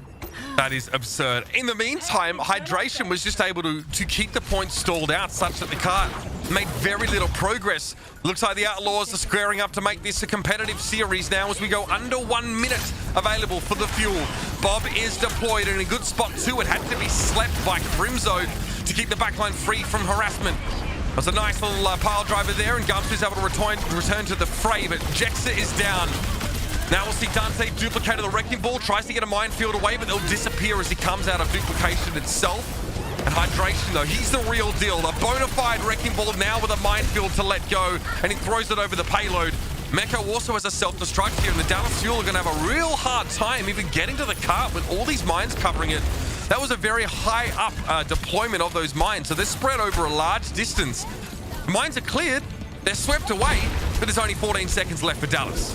Yeah, and then the rally armor still on here for most of the Outlaws players, so their backline looking very tankly. And finally, Linkster has the space to stand and deliver. He's just sitting in the back, pumping out DPS on this Ashe, forces recall. Doha's going to take the copy, but copy is slept, so no value really for the Ashe. Linkster does wake him up, and copy canceled. So once again, this Ashe in the backline finally getting the value that he's been hoping for. Yeah, punishing tough for Doha. He wasn't able to get a bob from that duplication. Still, there's a minefield over the card. Houston, okay, they get there in time. Hydration rolls on in. Pile driver is hit with a Vardic grenade pretty much immediately, though. Close it down to Linkster. Meko and Hydration were without healing, but they still seem confident. And Jexa now gets himself the nano boost from Repel. That'll be the hold here for the Houston Outlaws. And they even up this Lone Star challenge at 1-all. And they have to be pleased with that one indeed. Gamsu gets the play of the game. Both he and Hydration were on the wrecking ball. And this was a minefield that he set up here as Dallas Fuel were trying to make their way forward.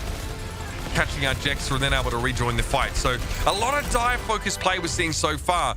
And I guess it makes it a little bit harder for these Ashe players quite often have to be thrown into the mix here and expect to be dove. That's why the inclusion of Brig makes such a big difference. Jexa and Close are both operating that quite effectively. All right, Jake, it looks like the Outlaws now got a bit more fight in them than we thought. And that was, of course, the Dallas Fuel map pick. Yeah, exactly. And that's what we talked about. You know, Houston, if they can just win one of these map picks, it makes a huge difference because now Dallas Fuel, like, this is the map they're quote unquote supposed to win. And it went pretty dominantly in favor of the Houston Outlaws. There was a moment where it looked like Fuel could have full held, but as soon as that fell, it was pretty much Outlaws from there on out. You know, Fuel, they had a great attack of their own, but near the end of second point, losing a few fights cost them a ton of time. And then on third point, sort of same story. They got some initial momentum and then kept losing their backline to that great dive coordination coming out from Hydration and Dante. So those two players in particular, I think, playing really well, finally giving Linkster the space he was hoping for on that Ashe, and it's really working out in their favor. Well, let's have a look at our Jack Link's instant replay here. We've got a couple of moments from the match so far, and this one is Repel at the end of the attacking round here, while Houston is trying to barrel forward in a really safe position. I mean, he set up well, and look at Meko's just covering him, Jack. Yeah, it's impressive stuff. I mean, that's what you need too in the backline. I think often in dive, these supports are the unsung heroes. It's hard to often see the impact they're putting out, but when you get on their POV, you can see it's just a game changer that allows your tanks and your DPS to be so much more aggressive, so much more fearless. And that's why you see DPS players, especially I think in the Overwatch League level, when they play aggressive, they play really aggressive, really fearless. And part of that is pretty much just having faith in your backline, faith in your supports, because if you go in like that and you don't get healed, you're probably just going to die for nothing. But the flip side is that big risk, big reward. When it does pay off, it pays off big time. And of course, it's a tough life out there for flex supports right now, or people playing Zenyatta in general, because a lot of teams want to play Wrecking Ball, they want to play Winston, they want to play Tracer and Echo. A lot of these heroes are the antithesis to someone like Zenyatta, who lacks mobility and often needs protection, which is why you see Meko in that clip actually remaining quite close to Repel if he needs to double back, deploy defense matrix, protect him from objectives, and just in general get in the way of the enemy team. Big shout out, of course, to Jack Links, the official pro team partner of the Dallas Fuel, for their support here in this Lone Star Challenge. Great to have them on board, and we'll get plenty more of those instant replays as we go, and we have a chance to actually pick out some of the more defining moments from the series so far. But Jake, the series is evened up at 1 apiece here. We're going to head briefly to a short break, and when we return, map number 3 will be of the assault variety. It will be Hanamura. We'll see you right after the break.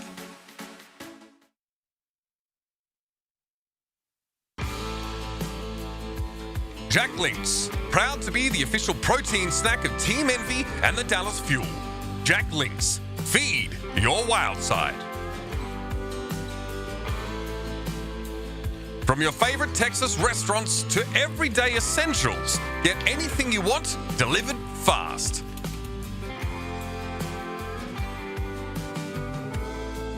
Shop online or through the HEB app to purchase your groceries today.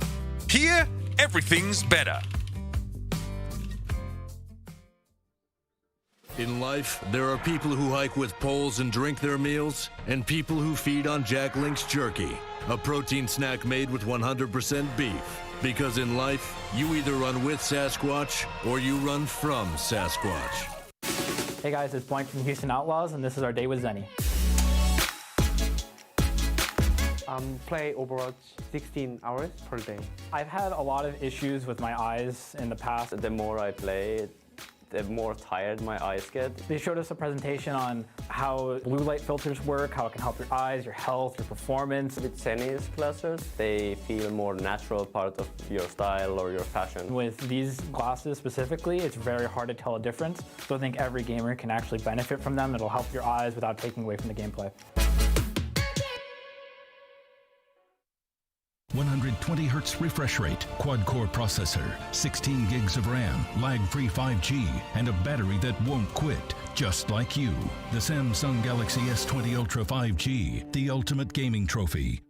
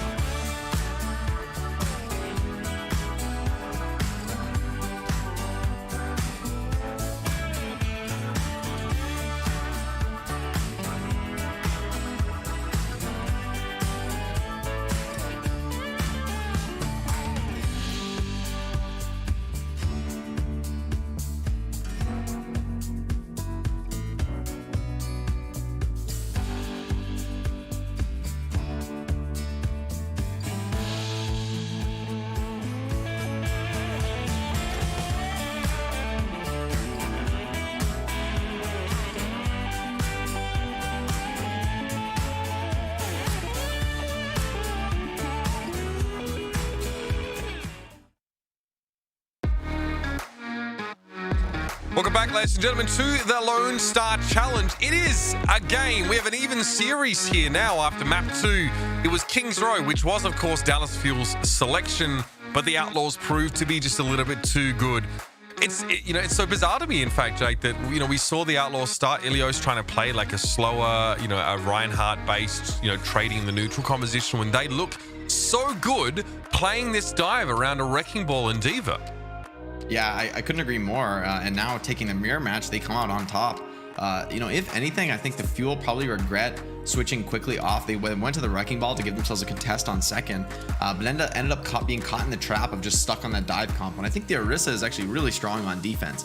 But the Outlaws don't agree. I mean, the Outlaws played dive pretty much the whole map through and worked out really, really well for them. So, as you said, this is the same look that they had in their last match against the Titans, where they were incredibly dominant, playing dive pretty much permanently. But as we see a bit of a lineup change for the Outlaws, Muma and Blase, as well as Raucus coming into the starting lineup, my thought is that we might see a different look. Maybe now is back to the Orisa, back to the Ryan meta, where I think probably Muma, with his experience on main tank, is a bit more comfortable. But, props to Hydration for putting out a great performance on Winston and Wrecking Ball.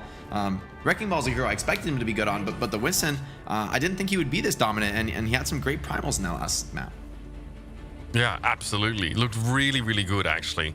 It's nice to get to see Muma here, and yeah, we may end up seeing an Orisa-based composition. We won't know for a little bit, though. The Dallas Fuel, though, we can start to, think a little bit about their composition. They have an Orisa and a Sigma, so double shield plus the Brigitte and the Ana. Jake, they'd also plan, of course, to play the Echo here. So what is what we generally expect to see on Hanamura? Like, I wouldn't be shocked, from some teams to see Torbjorn, but not defensively, we see it all the time. We have, though, over the last couple of weeks. Yeah, I think the Torb is pretty well suited to work on particularly Hanamura. There's a lot of great spots to drop the turret. Even if you're on attack, if you leave that turret in choke as you push in, a lot of time the defenders, they aren't in a sight line that allows them to peek through choke. They're just holding for once you're actually past that threshold.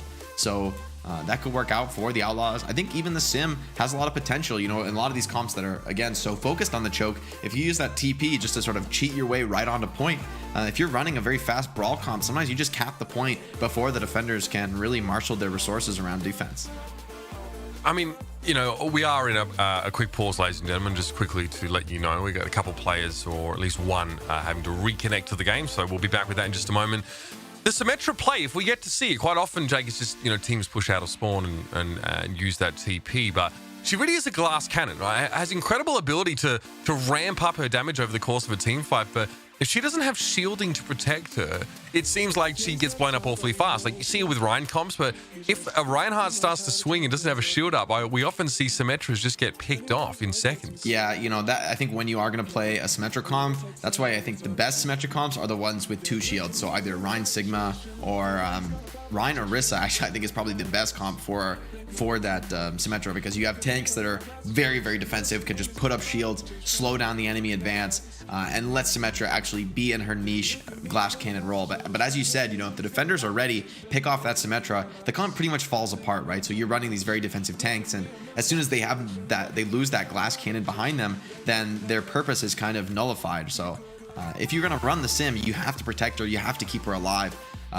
But, despite being a glass cannon, an effective cannon she certainly is. When that energy beam gets full charge, I mean, she's one of the highest DPS dealers in the entire game. So high risk, high reward. But on Hanamura, where attacking can be just brutal no matter what you do, the Symmetra's teleporter, I think, really is that crucial ability, sort of cheating the defenders from their initial advantage where they have full control of the high ground, can surround a choke and fight you exactly where they want you. The TP really breaks all the rules of engagement as far as getting you to point without running a Lucio. Yeah, I mean, the device in Overwatch used to support defenders in many cases, where there were 2. One is high ground and the other is choke points. And Symmetra allows you to potentially circumvent not just the chokes, but also high ground by, sending your team up there rather quickly with a teleport. A lot of attackers try and make their way in on the right-hand side of Hanamura point A to, I guess, just avoid taking a bunch of poke damage, right? It's like the safest route, it lets them cut through a lot of that open ground and get towards the point and play from there. But we'll see if they actually decide to go with that one now. Do you think that do you rather see that instead of the Tracer or the Echo here? Like, what does a composition now without hero pools that uses Symmetra look like to you, ideally? Well, I think if you're going to run the Symmetra, the key tools are basically close range fighting tools, because the ultimate strategy around the Symmetra is teleport to point and just cap it before the enemy can really get ahead of you, right? Because when you teleport to point like that, you are giving up all map control. The defenders are very quickly going to surround you and start poking you from all sides. The question really is, can you just force their tanks off of the point for just long enough to get the capture? Almost always the defenders are still going to have their DPS and their flex support, you know, those value generating heroes. Those are going to be alive throughout the end of the fight. You're basically giving up the fact that you're not going to attempt to kill them if you're going to go for a sim TP strat. So heroes like Reaper and Mei that help you with that close range style can be pretty effective. But it's also possible that they're not even going to run the sim. They could just use it to TP out of spawn and you know, not commit to it at all. Right now, Blase just teasing me with a little offensive Junkrat pick. I don't think we're going to see that. I don't think it's good at all against Ashe and Echo on the defense, especially a Mercy pocketed Ashe and Echo that Closer's going to bring out here. I actually think that's a great pick from Closer, giving them a huge investment really in Decay and Doha. But Blase on the sim, so as I expected with the Mei partnership, it is going to be most likely a TP the point strat here. All right. Mei not available in the Overwatch League this week, but here at the Lone Star Challenge she is. So we'll see if the Outlaws can get close enough to the point here to really leverage the close quarters fighting power of this Mei. And so far not so bad, with the exception of Dante getting splattered by sticky bombs the second that he showed. So now the Outlaws have to go on without him. This is pretty painful. Rocket's getting separated as well, so very awkward fight for the Outlaws. Doesn't seem like they're ever going to be able to leverage their strategy. Losing one early like that is so painful, and it's showing the difficulty. I mean, Outlaws go for this TP to high ground strat instead of going to point with the idea that they'll be able to get the point. But with this Echo and Ashe knowing that there's no real threat on them, they just get super aggressive, and that's where the Mercy pocket from Closer really gets a ton of value. Mercy doesn't really keep up with other heroes in terms of raw healing output, but when you're just purely damage boosting a hero like Echo, that's just really, really deadly. The hero does insane damage without a damage boost, so you give him that consistent 30% increase in his DPS, and it's going to have high impact. So we see the Outlaws switching over to a more diverse strategy. I like Dante's choice of Tracer here. It's a great hero to put pressure on Mercy, make her think about her Ana instead of just perma-pocketing the DPS. It's insane that Doha bought 55 seconds for his team by getting the sticky bomb pick early on Dante now, and with only 2 minutes 35 seconds left, the Outlaws have to make a move, and they do. Dante approaches the point. He briefly saw a Discord orb on Decay and tried to capitalize now, and he will continue to follow those orbs in the back line to make sure he's able to burst down one of those squishier targets as quickly as possible. Closer, yeah, getting a little bit of scrutiny from Dante now. He spent most of his time, of course, trying to keep that Ashe nice and charged up. But Boomer gets rid of Decay's Bob here. So some of those stall elements for the Dallas Fuel have been taken out of the picture. But Dante's still ranging wide on a flank here, looking either for a pulse bomb or maybe a one clip on an enemy Tracer. But now he's in deep trouble. He'll have to recall to the high ground. He managed to give Doha, I think, the slip there as he duplicated the Tracer, but hasn't found anything big yet. Yeah, it's a really nice juke onto the copy, but he's pretty much just being a distraction right now, staying live. Hard for him to actually get value on it, but that's exactly what he's looking for. As I'm saying it, gets the stick onto Note. Note gets res, but that takes Closer out of the fight for a moment, and Jexa takes another advantage. So looks like the Outlaws starting to close this one out. Dante's distractions really producing a ton of value, although Gamsu's Supercharger trying to keep them in it here. Muma does a great job of just staying alive there. And Note, he's had a tough round so far. Now he's going to get caught in the gravitic flux and pressured down. He tried to kinetic grasp away some of the damage from Muma, but he was beset on all sides. And now Dante, this is the part of the fight where he gets to be a bit more aggressive and go deeper for some of those cuts. He's able to find Gamsu, finish him off, and the Outlaws are able to roll through. Great job for Muma. Took a lot of focus, a lot of damage, but, you know, shrugged a lot of that off and gave the Outlaws a good chance to encircle. So the Outlaws, well, they take, what, 3 minutes, I guess, Drake, on point A? So they have about 4 to work with now. Crucially, though, they actually have an amplification matrix in Dragon Strike. How does Blase get the most value out of the Hanzo ultimate here? This is a great situation for Hanzo ult. Oh, Ruckus does get picked off, so probably going to be just a soft reset for the Outlaws, but gives me more time to describe the Dragon Strike. It's a great situation for the Dragon Strike, actually, because defenders are almost always going to group up on that high ground, so usually in a well-positioned Dragon Strike can get you out. Doha, ooh, gets stunned, barely gets out of that one alive. But yeah, if Blase can drop the Dragon Strike on high ground, it might force the defenders back, and probably not going to get any kills, but very likely will get the attackers the high ground, which can be really, really valuable, can secure you the advantage you need to start taking second point. But, you know, as we know, this is Hanamura, this is an assault map. Attackers, they have to be perfect. So Outlaws, this is where they have the ultimate advantage. If they don't win this push, I think the round's looking pretty dire. So the Dragon Strike is part of the first step, and Blase lets it go. Garmstu's actually forced to stand where he is right now, lest he takes a bunch of damage, and Dante finishes him off. So not only a positional advantage potentially generated, but also a kill, and Dante gets himself another one. Now that platform being controlled by the Houston Outlaws, and Jexer's going to go for a Transcendence there just to keep Raucous alive. I respect that. The Bob was definitely quite a threat. And now with 2 ticks are looking for a third one. Jake, you said the attackers had to be perfect. Well, they've had the perfect start to this fight. They've lost Jexer, but Garmstu's now gone down. Doha needs to contend with the Immortality field over on the point and is able to remove that eventually, but he's not able to touch. And the Outlaws, rather simply, Jake, snap point B up. Yeah, it all started with a textbook Dragon Strike from Blase there. Puts it behind Gamsu. So as you said, Gamsu just forced to stay in the corner and take the full brunt of the rest of the Outlaws' damage. And, you know, with everyone focusing him down, he does fall. And losing your main tank like that is pretty much worst case scenario for the defenders. Narissa is a hero that you want to keep alive long term, that you want to have, you know, using those cooldowns over and over again. Like every shield you put out, every halt you're able to use, and every fortify cycle, all of those things are buying a ton of time and are just a very efficient way to give value on the defense, setting up your other players. But in fact, it's actually Dante who opens up with 2 picks there. So, you know, and that's pretty much exactly what you're praying for on offense on Nomura. Normally, it does look like that. Normally, the defenders usually clean the attack quite a few times, but Dante Tracer getting maximum value really on the attack. I think that was decisive for the Outlaws, creating tons of openings, being a huge distraction, but also actually finding kills. I mean, that's the difference between a top tier Tracer like Dante and a noob like me. That do be too hard on yourself, Broco. The Dallas Fuel. Right, well, you compare me to Dante, it's hard. I mean, Dante's a god gamer Tracer, so I mean, I gotta be honest. Like he's just getting incredible impact on the hero. He's a distraction when he needs to be a distraction, but when he has a bigger opening, he takes it, and he always seems to get those pulse bomb stuff. I remember your first game on Brig, Jake. I reckon it was on Gibraltar. I'm pretty sure. And you were getting these airborne shield bashes dropping down from the shuttle in that second phase of the map. It was actually quite a fun series there. So plenty of moments from you. I know you're hoping I'd refer to a Junkrat moment, but the Brig one just stuck out. Don't know why. I enjoyed having a nice favorable matchup against Striker for once. All right, well, Decay's going to be on the Genji here, so this is an interesting look for the Dallas Fuel. Now, Jake, what are your thoughts on this little adaptation, which we don't see often at all?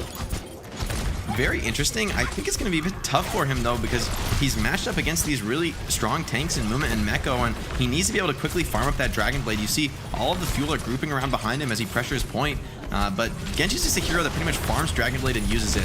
Muma does get caught by the Biotic Grenade, though, and that's going to cost him his life. So even though Decay's not getting the most value, the rest of his team is producing here as, ooh, Decay, what a flank onto Blase. Ooh, and the deflect. Deflected to the headshot. Can't ask for much more than that now. Crimzo may be down, but Decay's found Meko. That's a second kill for the Genji. Dante looking to clean up Note and goes for the focusing beam on the Diva after she was kicked out, but Doha finds some lovely sticky bomb connections there onto Dante in midair, and it is the Decay and Doha show. Decay close to a Dragon Blade now, and the Genji is outstripping the Ana in terms of ultimate generation, and that's kind of what you were hoping for, Jake, to see Decay be able to safely build a Dragon Blade. Jexer is in deep trouble as Decay catches him too. I mean, this is incredibly bad for the Outlaws. In all likelihood, the attackers are going to win the first push and have a big advantage time bank here. So if the Outlaws can somehow hold on through Decay's Nano Blade, a beat from Closer to secure everything, and Doha has a copy to add insult to injury, this is going to be an incredible hold from them if they can manage it. Blase might have the Bob needed to contest point, but the Outlaws, they're just going to have to focus on surviving as Decay already takes the entry. 2 kills. Oh no. Ooh, Decay. Nice Raucous move. He gets into the back line. Raucous is forced out of the fight though. Now Crimzo and Doha are taken down. So the Dallas Fuel aren't looking all that flash either in terms of personnel. Note being desuited now, and Decay looked very good, but the same problem for Genji, as it always is, sort of manifests here. It's the tanks. Oh, Gamsu. He doesn't go for a Primal Rage there. He didn't have an opportunity, or he chose not to. Either way, that fight is over. Yeah, I think that's pretty wise by Gamsu not to commit because, you know, it's the nature of Hanamura, right? The defenders get a couple pickoffs and they're just going to stabilize almost every time with the huge spawn advantage. And because the Outlaws had such a disadvantage in that last fight in Ultimates, now they've completely flipped the switch and setting themselves up for a very strong hold. Dallas fully committed on this dive comp, even going to switch over to the Moira, but against a Brig with a rally, I just don't see how you can get kills in this situation. Outlaws have every ultimate they could possibly want. Raucus almost with his own nano as well. Raucus might be caught though before he has a chance to get much done here. Great rally from Jexa now, just as all the scrutiny was being turned on the Outlaws on that high ground, and Dallas say no, we don't want any part of this, and they back right on out. Crucially, the Outlaws maintain 4 of their ultimate abilities despite getting Dallas to commit. Yeah, you know, as you're saying, Raucus might die, rally comes in, armor pack comes in. It's like, well, I thought that Ana was gonna die. Nope, she has 600 health now. So, yeah, that's the power of rally really against this Konami do about it. And it costs Gamsu Prime, so, you know, we're here with the Fuel is they're trading. I guess that is efficient. You trade Primal, you get Rally and Bob, but you know, as long as the Outlaws have 3 to 4 ultimates consistently, they're pretty much always going to be able to make this defense look easy. And Doha has had the copy for a while. He just hasn't been able to find an opening for it. It's awkward because all you're going to do is copy dive here, and the enemy team is already running a counter dive comp. So yeah, Doha does copy the Winston, but doesn't hit the backline like you kind of allude to. Jake just sort of tries to support his team as they themselves are getting dove on. Now with the Primal Rage, Doha might feel a little bit more confident doing this, but he gets burst down so quickly. It is an opening that allows Decay to stick a pulse bomb to Raucus though, so that seems to have been worth it. Doha with the sound barrier now as Closer lays that one down, but the Dallas Fuel still have a lot of work to do in this fight. Raucus is brought back. Bob in the background, churning away with the minigun. Doha needs to get his hands dirty here, and he's looking for Raucus, but he's put to sleep. Muma takes Closer down, and the Bob finally hits the mark. Blase is able to get rid of Gamsu through his burly bodyguard. And Decay now has to look on. He'll have to wait for the Dallas Fuel to rejoin once more. And they'll come back in with a self-destruct and nothing else. Crimzo on the Moira now. It definitely feels like the Dallas Fuel are struggling to find answers here. The Outlaws confident enough to have Blase switch over now towards the Torbjorn. Again, a good counter towards the Tracer. Really going to be able to punish Decay if he gets too close. But Dante gets picked out early here. Note with that self-destruct, that one poultry ultimate, well, Decay's been able to build a pulse bomb awfully fast. Muma was in trouble, had to use his Primal Rage now, and the Dallas Fuel are getting some of those ultimate traits that we're looking for. Note self-destruct can be sent towards the point here, but the Outlaws losing a player early, they bought enough time with that Primal to get him back. Yeah, it's such a painful situation here for the offense. Decay, though, strikes back, could be winnable, but the nano onto Muma is just so strong in this defensive position. You see the Fuel have to give up that high ground and potentially reset here. Crimzo coming up in his coalescence. A few ultimates now online for the offense, so this is another moment of power play, but I love Blase's decision to switch over to the Torbjorn here. I think it adds so much. A very, very durable hero, and the Torbjorn turret as well. Really annoying, especially for heroes like Echo and Tracer that rely on dodging damage. Well, the Torbjorn turret does not care about your movement. Nope. And Decay has Dante to get through before he even has to think about having to face Blase. Doha copies a Diva here. So extra durability and mobility available for Dallas Fuel right now, and Decay's able to get in there. Cat amongst the pigeons. Raucus goes down, and now Dante could be in trouble. Decay gets a lot of that clip on towards him, and Dallas find some big kills, some crucial pickups now, and Jexa has no idea what's hitting him right now. Blase surrounded on the point, and Dallas get a capture finally with exactly 1 minute remaining, maybe 59 seconds, but they'll get boosted back up, and the Outlaws lead with 2.5 minutes in their time bank. Yeah, being able to hold through that initial Dallas power play was a really important moment, I think, for the Outlaws, able to secure themselves an advantage here. But remember, the last time Dallas attacked, they did it easily in one fight and had a really good chance to snowball, I think. So for the Outlaws to succeed on this defense, I think they're going to have to be a little bit more cautious, a little bit better answers for that Echo Genji. It felt like Outlaws were playing very defensively, holding in the back corners. So if anything, I'd like to see the Outlaws run a more concerted anti-dive effort. But the risk on defense is that you have to account for anything that the attackers might pull out. So if you go for that all-in anti-dive strat, you might end up getting punished in another way. And with Dallas showing a Torbjorn and an Orisa, that could be the case here. This is a comp that is very likely, I think, to take first, because I don't know how the Outlaws are going to be able to get kills. It's pretty much on Raucus to find some sort of massive biotic grenade. Note does switch to the Sigma, should make that job just a little bit easier. But without a bio grenade, it's so difficult to get through those heals from Moira and Lucio. And on top of that, you're playing against a Torbjorn, a hero that is already super super durable. But Dallas just consistently trolling me, proving me wrong. It's going to be the potential TP to point strat. But once again, similar situation where very hard to burst these heroes down unless Blase can find a similar pick as Doha found in his first defense. I was going to say, are we living in the world where attacking Torbjorn is now entirely viable? That may still be the case here, but Dallas fancy themselves, oh, well, there's not much subtlety to this, about as subtle as a sledgehammer rather Fuel as they get to point. They're standing there. That's what they wanted. 6 players capturing currently, and Decay now is just harassing in the backline as Dante trying to do much the same. The Crimzo benefits greatly here from his team being so grouped together. That Biotic Grasp healing is going to be highly efficient. Then a Dallas Fuel due to that are able to push off the point as a death ball, as a unit. So they were capturing, and all of a sudden they were belting Mumu around their head parts. And yeah, Dallas with 20 seconds left in the round are going to have point A taken here. And you we were right, Jake. You said you felt that Dallas were going to be pretty comfortable pushing in here, but it was not with the Torbjorn. Yeah, I think the Mei is a great choice there, using the wall to block off one angle of attack. In that case, they block off Raucus's angle, so recognizing that the key threat really is the Biotic Grenade, and another TP to the point. Muma only on 44% Primal. He's been really stymied, so difficult to get close to this Deathball comp. Crimzo with the Coalescence as well, but that's the nade from Raucus. That's what we talked about, potentially opening things up for his team. Yep, that's what lets Blase get that Fire Strike duplicated kill on towards Gamsu. Desperately, Crimzo was trying to use the Coalescence to heal his team up, but it pretty much got shut down entirely by a Biotic Grenade.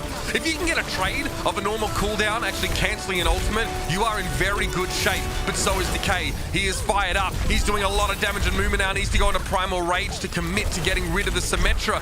The Blizzard on the point could be a problem, though. Muma can only dive in and out very briefly, but he's able to do that quite effectively. Jump in, then jump out. Not long enough for him to be frozen up here. And now we're in overtime. The Dallas Fuel unable to get even one tick on the point. But with the amount of time they had left, Jake, they've got to be happy with taking point A. Did it with a minute left. Now the reinforcements will come in, but are quickly sent packing. Pulse Bomb to note will end the round. Yeah, it's certainly a good offense there, given the limited time bank by the Dallas Fuel. I like the decision on strategy there, running the Orisa Rhine with the Mei and the Symmetra, especially because the last round they played a completely opposite comp, right? They played the full dive strat, which Houston was certainly expecting given their defensive picks, but just no confident answers, I think, to that Orisa Rhine with the Symmetra TP to point. And I like the way Fuel played that. I think that's better than Outlaws moved when they went to the high ground, tried to like wrap to point. I think it's just when you're gonna run the Symmetra, I think you said it best, like simple as a sledgehammer, just go straight to point and brawl it out, right? Like that's what your comp wants to do. Just do it. Don't take a rotation. Like anything you do to give the defense time is only really going to help them. So it's a great move by the Fuel to get that first control, but still very winnable for the Outlaws. If anything, though, I think the Outlaws would be pretty happy with the draw here, as they set themselves up to do pretty much the same thing that we saw from the Fuel last round. And Fuel, they don't even have a Biotic Grenade on their side to answer this, so it could be even better for the Outlaws. Dante showing Reaper instead of Mei, but similar idea, right? Just make it impossible for the enemy to come into close range and just focus all your resources on defending your Symmetra. Jake, if it's so effective just to teleport straight to the point, why do we see teams actually go all round and go the safe way with the Sim TP? I think the Sim TP to high ground, the idea is that you can first clear a high ground like that an Ashe might be standing on, and then you move to point with her drop to the low ground or potentially finding a kill on her. But I think the TP straight to point, personally I think it's better, but I can see why teams want to clear that high ground. It is a dangerous place if you allow certain heroes to sit there, but now we see Blase making that adaptation. Yeah, extremely direct approach here, but it's almost a bait in and of itself. The teleport isn't taken by many players. However, the Outlaws spend some time just standing out in the open there. It gives enough for Decay to sort of work Blase down. Gamsu's able to find Raucus, so there's no Moira healing available now, and this is a very ill-fated approach for the Outlaws. It's pretty much over before it begins, Jake. Kind of confused about that one. I mean, I see the idea as far as baiting the TP, but with Doha and Decay already in the backline when the TP comes down, question in my mind, you don't want to be there. You want to be away from them. It's like, who are you baiting, right? Like, no, you don't. The tank, like, Fuel had an optimal setup there, so not taking the TP doesn't change anything. And the Fuel still have a great setup, and Doha with an insanely quick build on the EMP. I don't see any way the Outlaws can win this fight. They're about to get 6 people in the feed. Doha sets up. Gonna make his way across. He's in the back line. There it is, the EMP, and because the Outlaws stick together out in the open, all of them are affected by that. A very efficient way to secure a guaranteed win in a fight, and Decay Needs to limber up a little bit, apparently. Some crouches, some cheeky squats, and there's now about 1 minute and 10 seconds for Houston to capture point A. That's a great way to put it, Mitch. Limbering up, just warming up the old quads, you know, getting ready for the next fight. And Dallas Fuel setting up to potentially actually get a win on this map. I thought the draw might be in the cards here on Dallas's map pick, but they're not satisfied with less than a win here. Is, you know, again, another ultimate advantage for the Fuel. We'll see if Outlaws can deal with this. Blaze's Reaper has his work cut out for him here as far as dealing with Gamsu's Prime. Dante got ruined. He got hacked there, and Close was able just to run him down. Dante was not able to join the rest of the Outlaws inside the safety of this side room because his blink was offline. Now Muma on the Reinhardt. This is kind of frustrating for Ryan. He sort of has to turn around constantly, try and swat Winston's away. But as he does this, the Outlaws are making no progress. They are not advancing towards the point, and the longer that the Outlaws stay in no man's land like this, the easier it is going to be for Decay to pick them off one at a time. Blase decides that he needs to make a play, so he teleports forward and prepares to drop down to the point, but his presence is known to the Dallas Fuel. Doha stays scarce, and now here is the Coalescence. There'll be enough time for Decay to come on in here, but Dante will be able to rejoin the fight after getting picked off early. It may not matter though, because Jex is down, and he had sound barrier, Jake. He's lost that as well, and another EMP from Doha onto Muma and Meko, enabling them to eat Raucus alive, and Muma didn't have a chance to use his shatter either. It's a disastrous situation for Houston, who had all the tools they needed, but they lacked, I guess, the opposable thumbs to operate them correctly. I don't know. Either way, Dallas will take their second map in this series. Hanamura goes to the blue. And what can you say other than Decay got a huge carry there on that defense? Not only does he find the openings for his team, but he continues to snowball that advantage. You know, I was going to say, well, it's not such a big deal for Dante to die because his team can move in 5v6, then he can come in effectively as a flanker off the spawn. But Decay recognizes this, you know, being an experienced Tracer player, and he just goes for the spawn camp, and I just don't think Dante's ready for that. I think he just got bursted without being able to get a recall off. So Decay really clutching up for his team, then shutting down Lucio before sound barrier can come out. And Jexa, to his credit, you know, it's like if he drops the sound barrier there, he's just going to get EMP'd. So he kind of has to hold it in reserve. So, but that's why Decay chooses to pressure him, knows that Jexa is caught between a rock and a hard place, and enables the Fuel to get a win on their map pick when it looked pretty dire for them going into that round.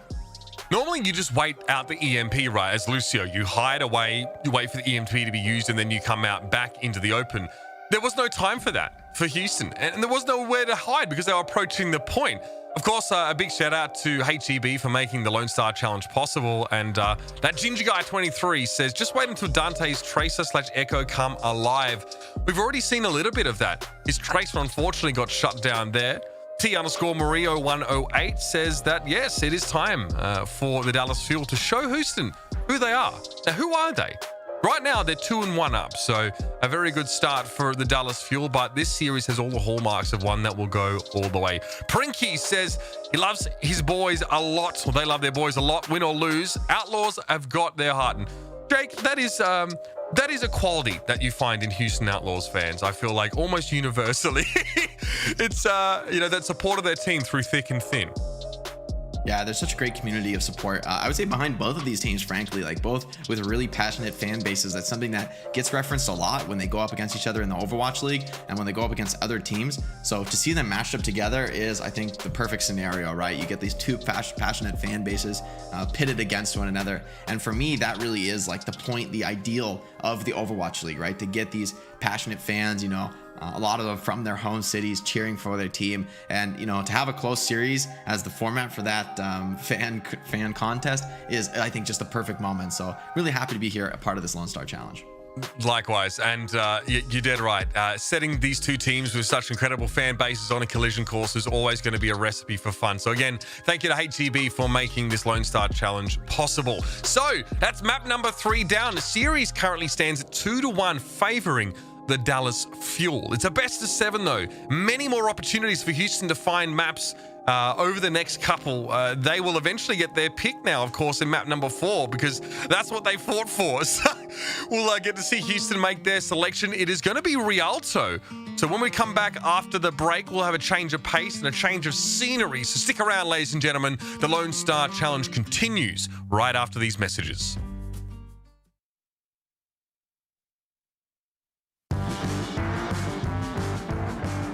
Lone Star Challenge, presented by Samsung. Always gaming, always Texas. Stay connected and stay gaming with the Samsung Galaxy S20 Ultra 5G. Jack Links, proud to be the official protein snack of Team Envy and the Dallas Fuel. Jack Links, feed your wild side.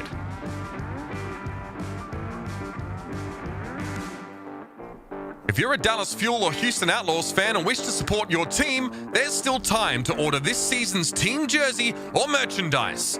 Be sure to check out the Fanatics shop at overwatchleague.com and receive a 25% discount today.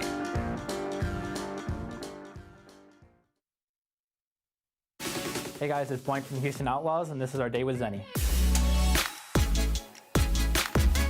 Play Overwatch 16 hours per day. I've had a lot of issues with my eyes in the past. The more I play, the more tired my eyes get. They showed us a presentation on how blue light filters work, how it can help your eyes, your health, your performance. With Zenny's glasses, they feel more natural part of your style or your fashion. With these glasses specifically, it's very hard to tell a difference. So I think every gamer can actually benefit from them. It'll help your eyes without taking away from the gameplay.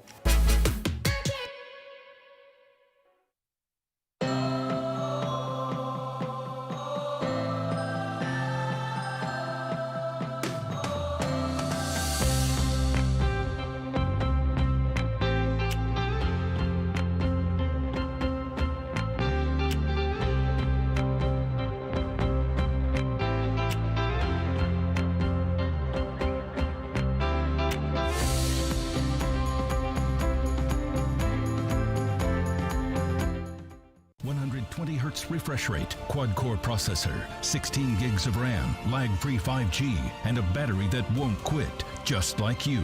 The Samsung Galaxy S20 Ultra 5G, the ultimate gaming trophy.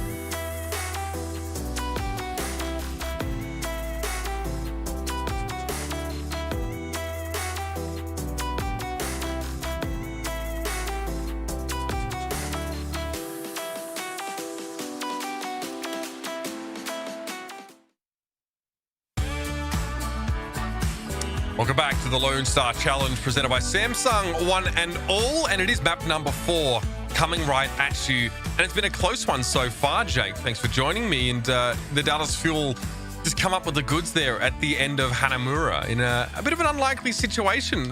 The Outlaws had more time to work with, but couldn't capture point 8. Yeah, it all started with that awkward TP bait the Outlaws went for, looking to not use their teleport. I think that gave Doha a ton of value, and he charged just such an incredibly quick TP. I just don't think the Outlaws were ready for that. Or sorry, EMP. I don't think the Outlaws were ready for that. Because when it came down, it hit all 6 members, and when you hit a 6-man EMP and your team just wins the fight off the back of that, usually that means you just have a huge ultimate advantage going forward, and that was exactly the case. So from there, Decay just took over, and Dallas Fuel earned their 2-1 out of this map pick advantage. But, you know, if anything, the Outlaws are not too upset about this, right? Like, coming out with 1 map win out of the 3 Dallas Fuel consecutive map picks. Now they're onto their home map. And, you know, if their last performance on Rialto is anything to go by, this is a comfort map for them. You can see why they chose it. Linkser had a huge performance in the Overwatch League last time he played, though that was against a much weaker opponent in the Titans. Yeah, regardless, though, you definitely get a feeling that the Outlaws, you know, will be wanting that map to come up a little bit more in the Overwatch League. It's worth mentioning that, you know, for those that maybe aren't too deep in the minutiae of the Overwatch League, is that teams don't get to choose maps. They are preset, pre-selected, and served up, and you get what you're given essentially. So, you know, as you scrim, and you know, I'm sure Jake, you can probably speak to this as well. You do sort of come across maps that you feel like you're better on as a team, or you just intrinsically understand a bit more. What maps were those, I guess, you know, during your time on the Outlaws? What maps did you really like playing on? For us, I think I always thought Eichenwald was one of our best maps, like Eichenwald, and for quite a time Junkertown as well. Just maps where I think at that time it was mostly because Linkser was so dominant on Widow, and I could play, you know, Junkrat to my heart's content. So some ideal maps, you know, sort of putting your comfort heroes in their comfort zone as well. I think is really the key as far as having a good map. And as far as this map being good for the Outlaws, there's a lot of situations where you can have a tank really control a front line, and you can have your supports way far back just farming for value very defensively. So I think that'll actually suit the Outlaws quite well on this map. But once again, we see Dallas Fuel picking a very aggressive dive comp, so gonna look to disrupt that backline stability that Linkser, Raucus, and Repel are potentially gonna be relying on. Let's see if Raucus and Repel specifically can hang on there. Meko will be called on to do a 180 and help them out should he be called upon. Now, Linkser there briefly spots Closer, who's hoping to get some sort of environmental kill pressure going from that spot there. But here's the dive. Dallas are in, and they find Raucus early on. They lose Closer, but Closer was really just the impetus for the Fuel, just to speed them on in there. And now Meko will try and chase Doha away. Doha definitely swings in through the canals and is in a position now to get healed up and help the rest of his team. They need to get rid of Muma here, who's been looking pretty comfortable. Yeah, Muma was just a huge annoyance on the Orisa, and Muma and Meko just stuck to the cart. So even though the dive was successful, it still cost the Fuel a ton of HP. So it didn't seem like they were able to really recover after that initial success. And, you know, with that close spawn for the attackers, Raucus gonna switch over to the Brig. Now it's Crimso's Coalescence to start the fight coming in on this next round. Should be a pretty good dive again for the Fuel, but Raucus is ready on the Brig. Yeah, well, the dives here, Raucus is going to have to be there with the stun to prevent the Winston from doing work, but that Coalescence is getting value. Crimso finds 3. Damage and healing, plenty of both there for the Dallas Fuel, and it complements their dive oh so well. It's just Dante left alive, and, well, there's not much he can do until those respawns come back in. Dallas looked a little bit shaky, Jake, but now they can set back up on this high ground and, you know, try and chain more of these dive fight victories together. Yeah, it's a great use of the coal there, getting a big opening for the Fuel. And, you know, Dallas, they retreat, or sorry, Houston, they retreat back into a corner, into a long sideline where that Coalescence just destroys them all. But now a few more ultimates online for the Outlaws. Should have a moment to attack here. Doha again drops to the pressure from Linkser. Yeah, Decay though, looking for Repel there. Not nearly enough damage from him.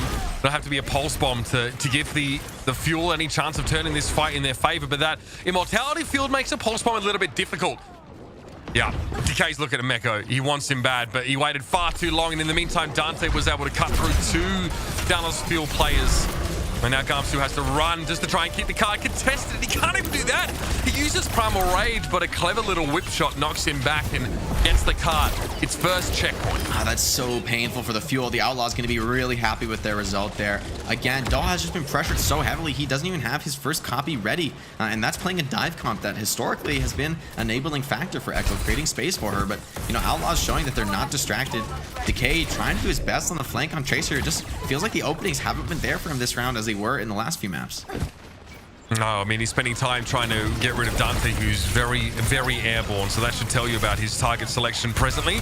Although Repel could be in trouble, he has to go for that immortality field now, and it probably still won't save him here. Just allows the card a little bit of extra push while, you know, Muma and Meko are able to sit there. But Decay has returned now. Muma's going to be in trouble, and the Houston Outlaws sort of get picked apart from the outside in. Dante goes for a duplicate or a DV here, so self-destruct gets thrown in. Closer's able to stay out of range though, but Dante actually gets rid of him as he resuits. There's a little bit of damage from that animation that finds him. Gamsu is back and he's angry. Self-destruct there as well from Note will create plenty of space and allow him to resuit, and Raucus will have to run. Doha on the high ground on Doomfist might look for a play, just gonna back off, and as Raucus gets closer to that rally, that's really the key moment where the Houston Outlaws have a huge edge. Rally, huge ultimate here, especially with no Bionade available for Crimzo on the Moira. Oh, that's so nasty. Decay gets Linksa just before he touches the ground, so Linksa doesn't even have the chance to move. He's stuck in midair, hits the ground, and then, well, they end up losing Repel to that same blast. Now, Bob does find the kill on the Tracer. Lovely little bit of Tracer play, though, from Decay. The sad part is that doesn't really help the Dallas Fuel in the grand scheme of the fight. They still get shunted off, and now they're out of position with only 3 players here on the high ground, and those sticky bombs are going to hurt. Classic rally moment where Brig takes a full charge punch into the wall and just kills the Doomfist right after. So that's the danger of rally. So difficult to burn down. And Meko switching over to the Roadhog, a very unconventional pick, but one that's been working out for him in these past couple fights. As now the Outlaws take second point for nearly 4 minutes in the time bank to work with. This is starting to look really good for them. Linkser onto the Tracer. I love this decision from Linkser. A bit unconventional, but is able to put a lot of pressure on, and Dante somehow finds the sticks onto a fast-moving target like Tracer. Very impressive shot from him, and I think things are starting to look pretty good for the Outlaws, although another Cole coming up and no defensive ultimates online to defend. That was a halt from Muma, Jake, that actually held Decay in midair long enough for those sticky bombs to all connect, so lovely little combo between the two. Linksa a long way away from his pulse bomb here, but Dante will have a duplicate. He uses it immediately. He wants to be Sombra. He's going to get an EMP quickly at this rate, but Doha, so clever. He hacks the Sombra duplicate immediately, so Dante can't get an EMP. Unfortunately for him, though, Linksa is still able to punish, and Doha is removed. 70% on the way towards that EMP. Gamsu takes a face full of sticky bombs there as soon as he primal rages, but still is able to find a kill. This fight has become really scrappy now, and the Meko on the Roadhog is such a problem for the Winston to deal with. Yeah, you know, this comp with no Ana, you know, Ana's one of the best heroes against Roadhog with Sleep and Bionade both countering Roadhog's heal. But now Crimzo is going to switch over to Ana, but no Nano to work with as he was on Moira previous to this fight. Nice fancy footwork by Dante to get out of that one. Could have been in trouble, and Raucus with the rally could be enough, but Doha's EMP could also win the fight. So this one's going to be all about the ultimate usage as Outlaws look to close out the map. EMP, Doha wants to let this one go early, but he needs to hit as many people as he can, and he's forced to translocate away from the fight early. That gives Raucus time to get his rally in the first place, and he uses it instantly. Now Decay's gone down, and Doha will be ruining a missed opportunity here. He'll go for the EMP, but it only catches Muma, just one target. That's not enough. Crimzo is down, self-destruct thrown into the backside, and yeah, Linksa was able to find that kill. Meko, Muma, everyone sat up on the payload here, and the Dallas Fuel being shoved aside. But Dante, even though he had a bunch of backup, still falls to Decay. Meko's in a great spot here to pressure the shield of Gamsu down.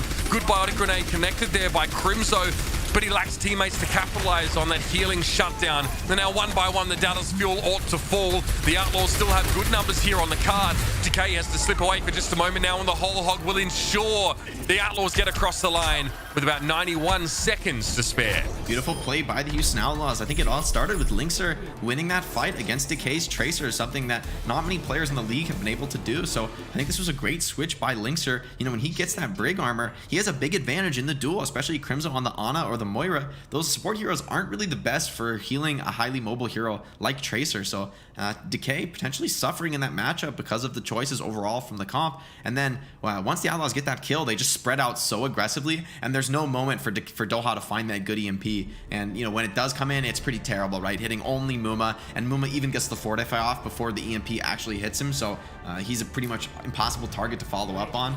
And I think when that EMP went sour, that was pretty much the end of it for the Dallas Fuel on that defense. Great work by them as well to not get EMP. That's a tough map to avoid, you know, given that tight choke point on third. Very easy to group up and overextend there. Dallas Fuel going to make a very, very different look right now on offense, but I wonder if this is real. I mean, this would be pretty surprising comp to bring out on Rialto. Pretty awkward comp for the Deathball Rush. And Houston Outlaws, it's time for Linkster to really have his work cut out for him. Linkster and Raucus, you know, on the Ashe Zen, very greedy choices, but if you can't punish them, they're going to pay off big time, especially with this Orisa Sigma frontline. Both of them need to be pretty wary, though. If Decay had gone for the Widow, there could have been some threat there, but it will be Tracer and Sombra for the Dallas Fuel. Both targets that, frankly, Ashe has a little bit of difficulty hitting just because of how slippery they are. Tracer even more so. Linkster gets plenty of early damage now, already at about 10% of his ultimate and counting. Yeah, Dynamite is eaten up there. Note making sure no explosion on the car. Ooh, what a headshot by Linkster, though. That's so crucial. Pretty much denies any chance at a dive for the Dallas Fuel. Although Decay disagrees, they want to commit anyway. Just go with their existing health pool. Don't need to get healed if you don't take any damage. But Decay instantly bursted. Nice accuracy by Raucus. I think he had to have gotten a headshot there to get that kill so quick. Yeah, Meko as well, pretty forgiving with those hyperspheres based on the small area of effect damage that they do generate. But yeah, I mean, it's 150 health. They just turned on the Tracer and picked her off. And Decay knew that, you know, the Outlaws were aware of his presence there. He went for a bit of a risky play and it didn't pay off. This one did, though. So Doha's able to find Dante, clips his wings and removes him. And now the Fuel can go back to the cart after taking a more circuitous approach. And Doha loves being here. No focus on him. Raucus is low, forces out that immortality field, and that gets hacked immediately. So instead of destroying it much faster if you have a Sombra, just to hack that drone, remove that immortality buff, and now the Dallas Fuel will be on the march with the cart. Yeah, it's so important that the Fuel were able to win that fight without investing in Coalescence, because, you know, here at the end of the first point, tends to be a pretty open sightline, can be a pretty difficult task to avoid a Coalescence, and Raucus has not gotten very much charge on his Transcendence. Difficult to do against a dive comp. Fuel look to get very aggressive here. Dante also wants to play just an off angle here. Start off with some of those sticky bombs and capitalize, but Muma and Meko, having them fall down so early could be a huge problem, and Dante had no protection. And all the threat was sort of generated by him, so he didn't have enough time to even get a full focusing beam channel. The Outlaws get washed away once more, and the Fuel, 4 minutes and 35 seconds on the clock, and they have Decay embedded deep here, looking for a pulse bomb just to make it even harder for the Outlaws to get 6 players in position to challenge this next corner.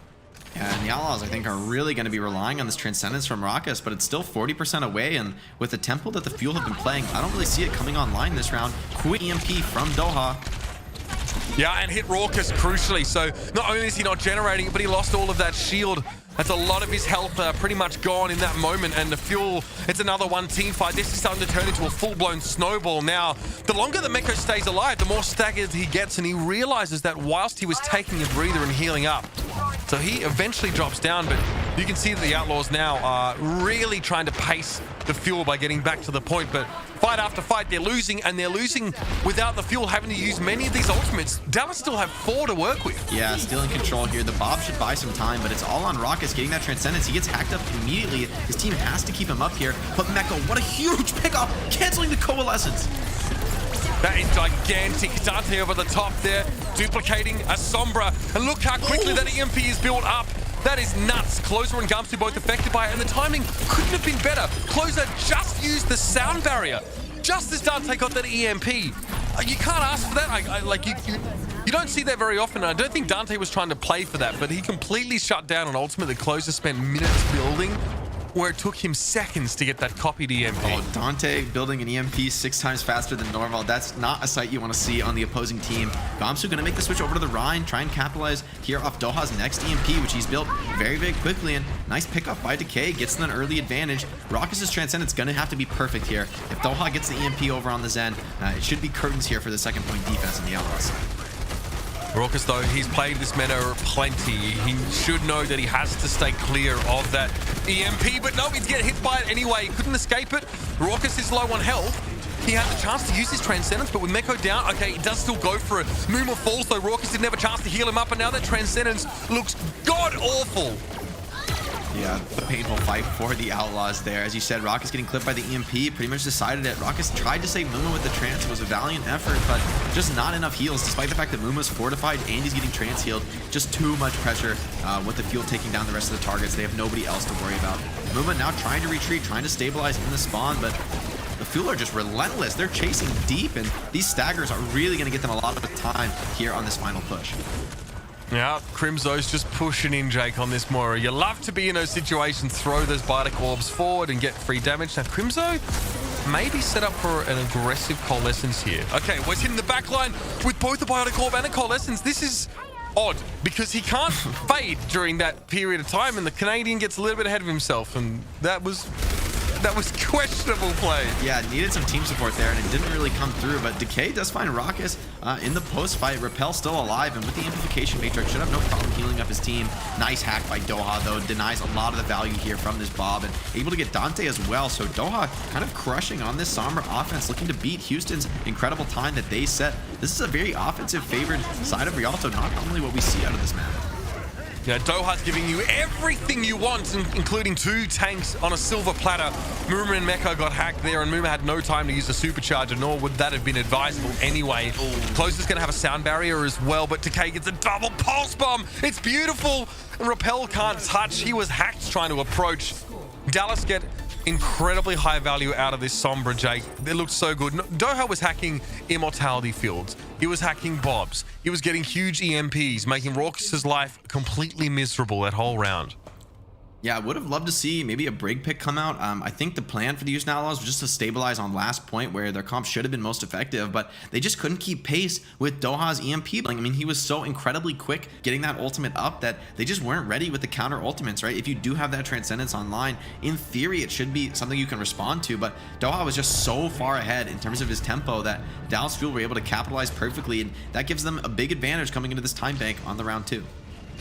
How do you answer that? How do you answer that Sombra threat now if you're the Outlaws and you know you're behind on time bank? I'd love to see heroes like Brig and Ana come out against Sombra. Those are, in my opinion, the 2 best heroes against Sombra, both offering that interrupt potential, so you could even cancel an EMP or more reasonably just burst Sombra down so that she can't translocate out when she's in that farming phase. But the Zen Bap is a very greedy comp, focused more on just dealing the damage, not really so much on survivability. And could see a different look come out from the Outlaws here, but so far they want to play the Zen Bap. Although once they see that Dallas Fuel are still confidently running this all-in dive, I'm not sure that that'll stay the same. Yeah, it's odd to still see the Zen being played now, especially with how difficult things were for Raucus when Doha was running Rampage on this Sombra. He will stay, he'll switch. Okay, so he goes for the Brig here. So a little bit of a mix-up, less greedy composition. Gamsu gets sticky bombed. Some vandalism occurring early in the round here by Dante. He'll be healed up though, and won't be anything to write home about in the end. Linksa gets a headshot on Decay, and Doha is in trouble. Focusing beam, yeah, it's going to get him quite low here. Linksa's in position to fight him. The Outlaws get everything they want early. Ooh, that's exactly the opposite of what the Fuel are hoping for. Losing a first fight so brutally on dive comp is a worst case scenario, because dive comp is a strat that, you know, you want to be in the advantage. You want to be staying ahead on the ultimate charge and winning early fights to do that. But, you know, when the reverse is happening, dive comp really suffers. So we're going to see Gamsu switch. Oh, no! Ooh, a big overextension by Muma, getting heavily punished. Great accuracy by Decay to get that kill, and now the Outlaws are running for the hills. That's just a big error on Houston's side, and Fuel more than happy to take that home. I mean, that surely shouldn't really happen, right? The Outlaws lose Muma, and then they immediately have to disengage. Yeah, Raucus was going back to Swan to switch over to the Zen. Ooh, but that's a great counter kill. Why Dante and Lynx are both activating to take down the enemy DPS, keeping their team alive in this round. Covering the errors here for the Houston Outlaws just by pure fragging potential. Linksa and Dante. Gamsu goes down, Dante finds him, focusing beam, and Meko wants to forge ahead. Sigma likes to be here too, continuously setting new barriers further and further forward, taking more space, and Dallas are kicking themselves. They had such a big opportunity there, but then just lose 2 players to picks, and they have to concede the checkpoint. But now we are in overtime. The Outlaws cannot leave the car for any reason. Yeah, and it's Coalescence versus Copy here. Dante needs to get a lot of value to be able to deal with the heals coming in. Meko, though, caught alone and heavily punished. Still a fight, though, for the Outlaws. Decay gets some shots in there. Raucus getting pressured heavily. Decay gets a health pack, so Dynamite not too much of an issue. Trying to work down Bob, but Linksa is able to use it to get that kill on Gamsu. And Dante again is firing up. The Outlaws DPS players rising to the occasion, and the cart's still moving. Dallas have Decay, Crimzo, and Closer left, and they all have to get out of dodge. More and more progress now being ceded to Houston, making it even harder for Dallas to match that when it comes to their go on attack. This is a critical failure. Given the overtime spawns, it's going to be very difficult. Outlaws stepping off the cart there for a second. That was dangerous by Muma, but he's back, and Raucus needs to finish this Transcendence, but helped out by a big pick by Linkser. Crimzo going for the biotic grasp here, losing a lot of health, and now Coalescence will be great to have, but he's still a little ways away from it. Gumsu's down, Decay as well, and the Outlaws are going to keep going in overtime. They just keep winning these fights. Linkser, Dante going absolutely mental. A duplicate on the Orisa here, which makes perfect sense because the Outlaws do not want to be moved. And the fact that Raucus wins that fight without investing Transcendence wisely, elects to just let himself fall, trust his team to win the fight, and when he comes back with his Transcendence next fight, that's going to be the perfect edge to outlast Closer's Sound Barrier. Meko as well with Grudic Flux probably just going to force the Sound Barrier all on his own, so this is going to be tough. Fuel, they have to start the card here to have any chance of winning this map. I don't have any big ultimates quite yet. They will in a couple of seconds, though. Both support ultimates should be enough to get the job done. Here's the Coalescence Repel. He loses his Immortality Field. Doha's able to back away there from the Gravitic Flux, but Muma's still trying to push the cart, get a little bit of extra progress and try and get the Outlaws closer to their goal. Eventually, Houston will be stopped, but they get 5 checkpoints and some. And that is something that the Dallas Fuel are going to be kicking themselves for letting happen. The Dallas Fuel don't have a lot of time themselves to work with. They lose a couple fights and they won't get nearly as far as Houston. The Outlaws started that with a minute 30 in the time bank, but you wouldn't know it considering how incredibly far they just pushed that payload. A couple of massive fight wins. Gotta shout out Linkser and Dante here. Huge carry plays. Even when Outlaws made that critical error, losing Muma when they started to win the first fight, Linkser and Dante strike back yet again, picking off both DPS on the side of the Fuel. And that was just a story of the round. So many fights were began by Linkser getting a quick pickoff onto Decay or Doha, and Dante doing much the same with the cleanup. So huge plays from the Outlaws, giving them a very, very good odds of closing out their map pick here on Rialto, bringing the series potentially to 2-2. Fuel, they're gonna need to strike back hard if they have any hope of taking this map. But you see Raucus, he's already anticipating the dive comp. He's already on the Brigida, so setting his team up really well to stabilize when he gets that rally online. Yeah, I mean, you're right. Dallas Fuel have their win condition established now. It's just a little bit harder than I hoped it would be. We'll have to see now as Dante showing us off a little bit of that golden echo gun, which was quite nice. That's not something we get to see in the league normally. It's a flashy but Houston, look.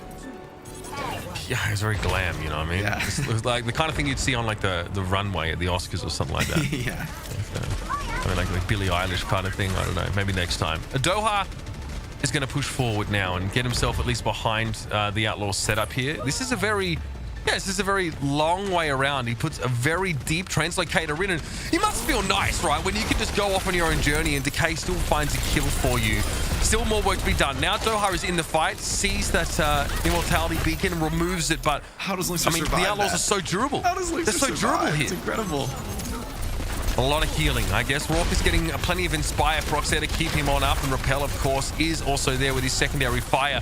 Closer down by a whip shot, and this was exactly the situation that Dallas were afraid of.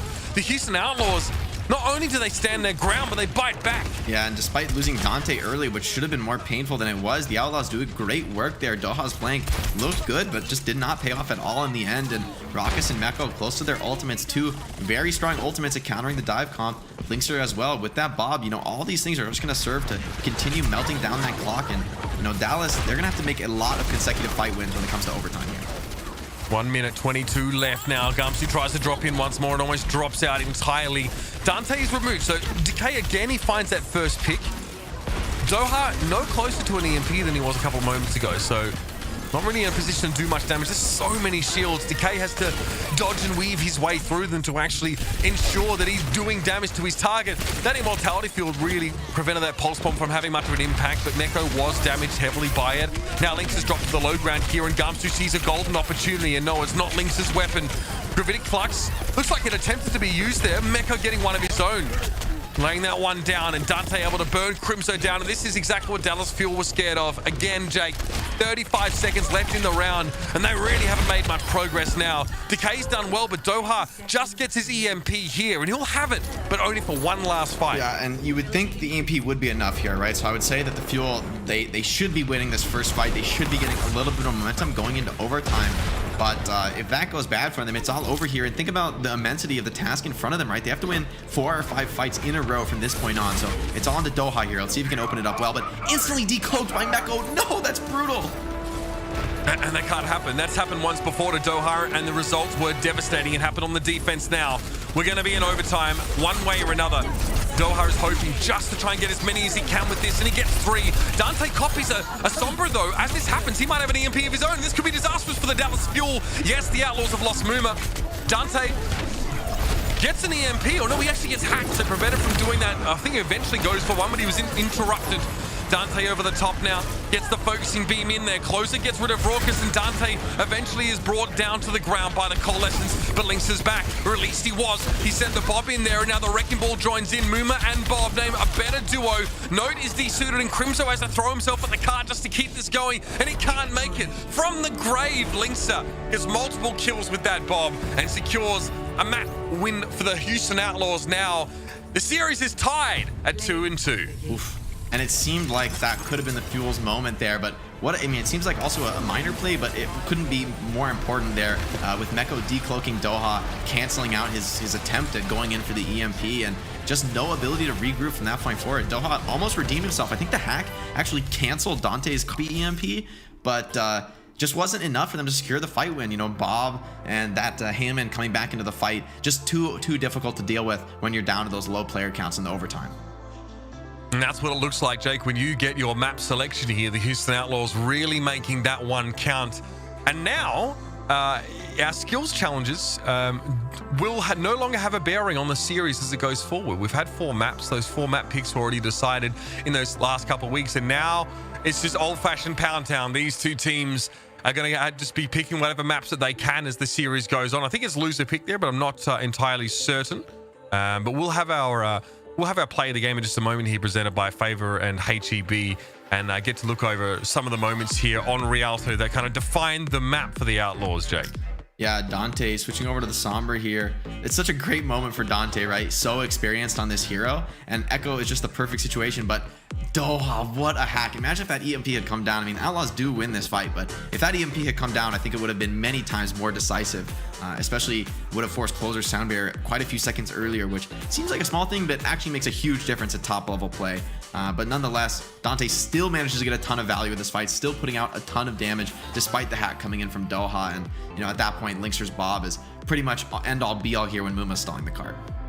Yeah, I mean, he gets closer with the coach gun, and then Bob gets 2 kills, or at least, he gets rid of Crimzo, and then Note as he was desuited there. So no real chance for the Tracer. I think we saw Decay trying to run towards the point, but couldn't get there at all.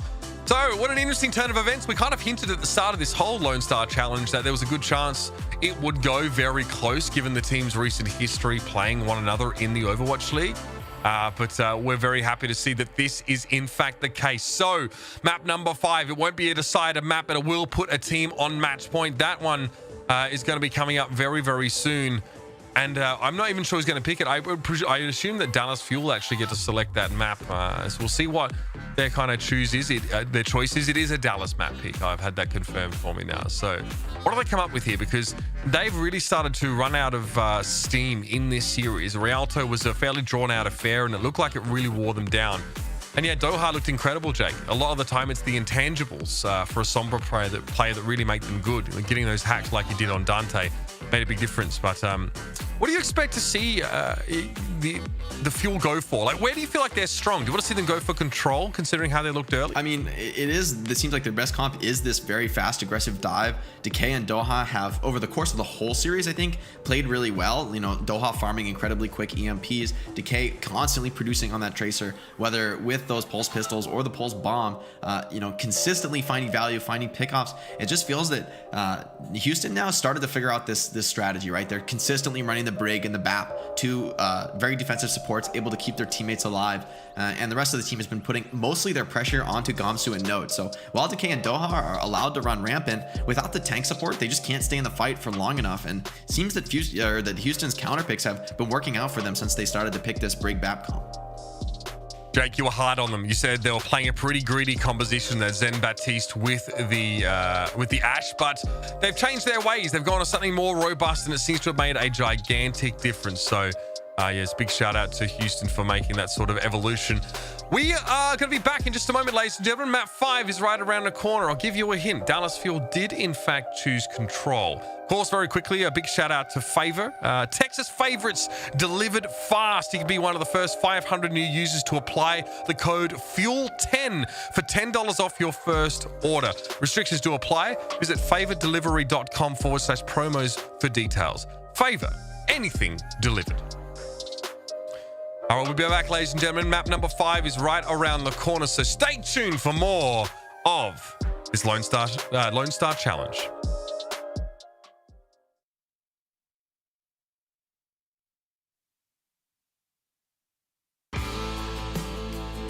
From your favorite Texas restaurants to everyday essentials, get anything you want delivered fast with Favor. Be one of the first 500 new users to apply code FUEL10 for $10 off your first order. Restrictions apply. Visit favordelivery.com/promos for details. Favor, anything delivered. Being a Houston Outlaw requires Raucus to practice for 8 to 10 hours per day. And nothing is better than HEB's delicious meal simples. He eats them every day, and when he runs low, he just goes to his My HEB app, places his order, and heads to HEB. He texts HEB when he arrives, grabs his HEB order, and heads home. Hey, I got food! I'm back, guys. HEB Curbside, making it easy for Raucus to be a Houston Outlaw.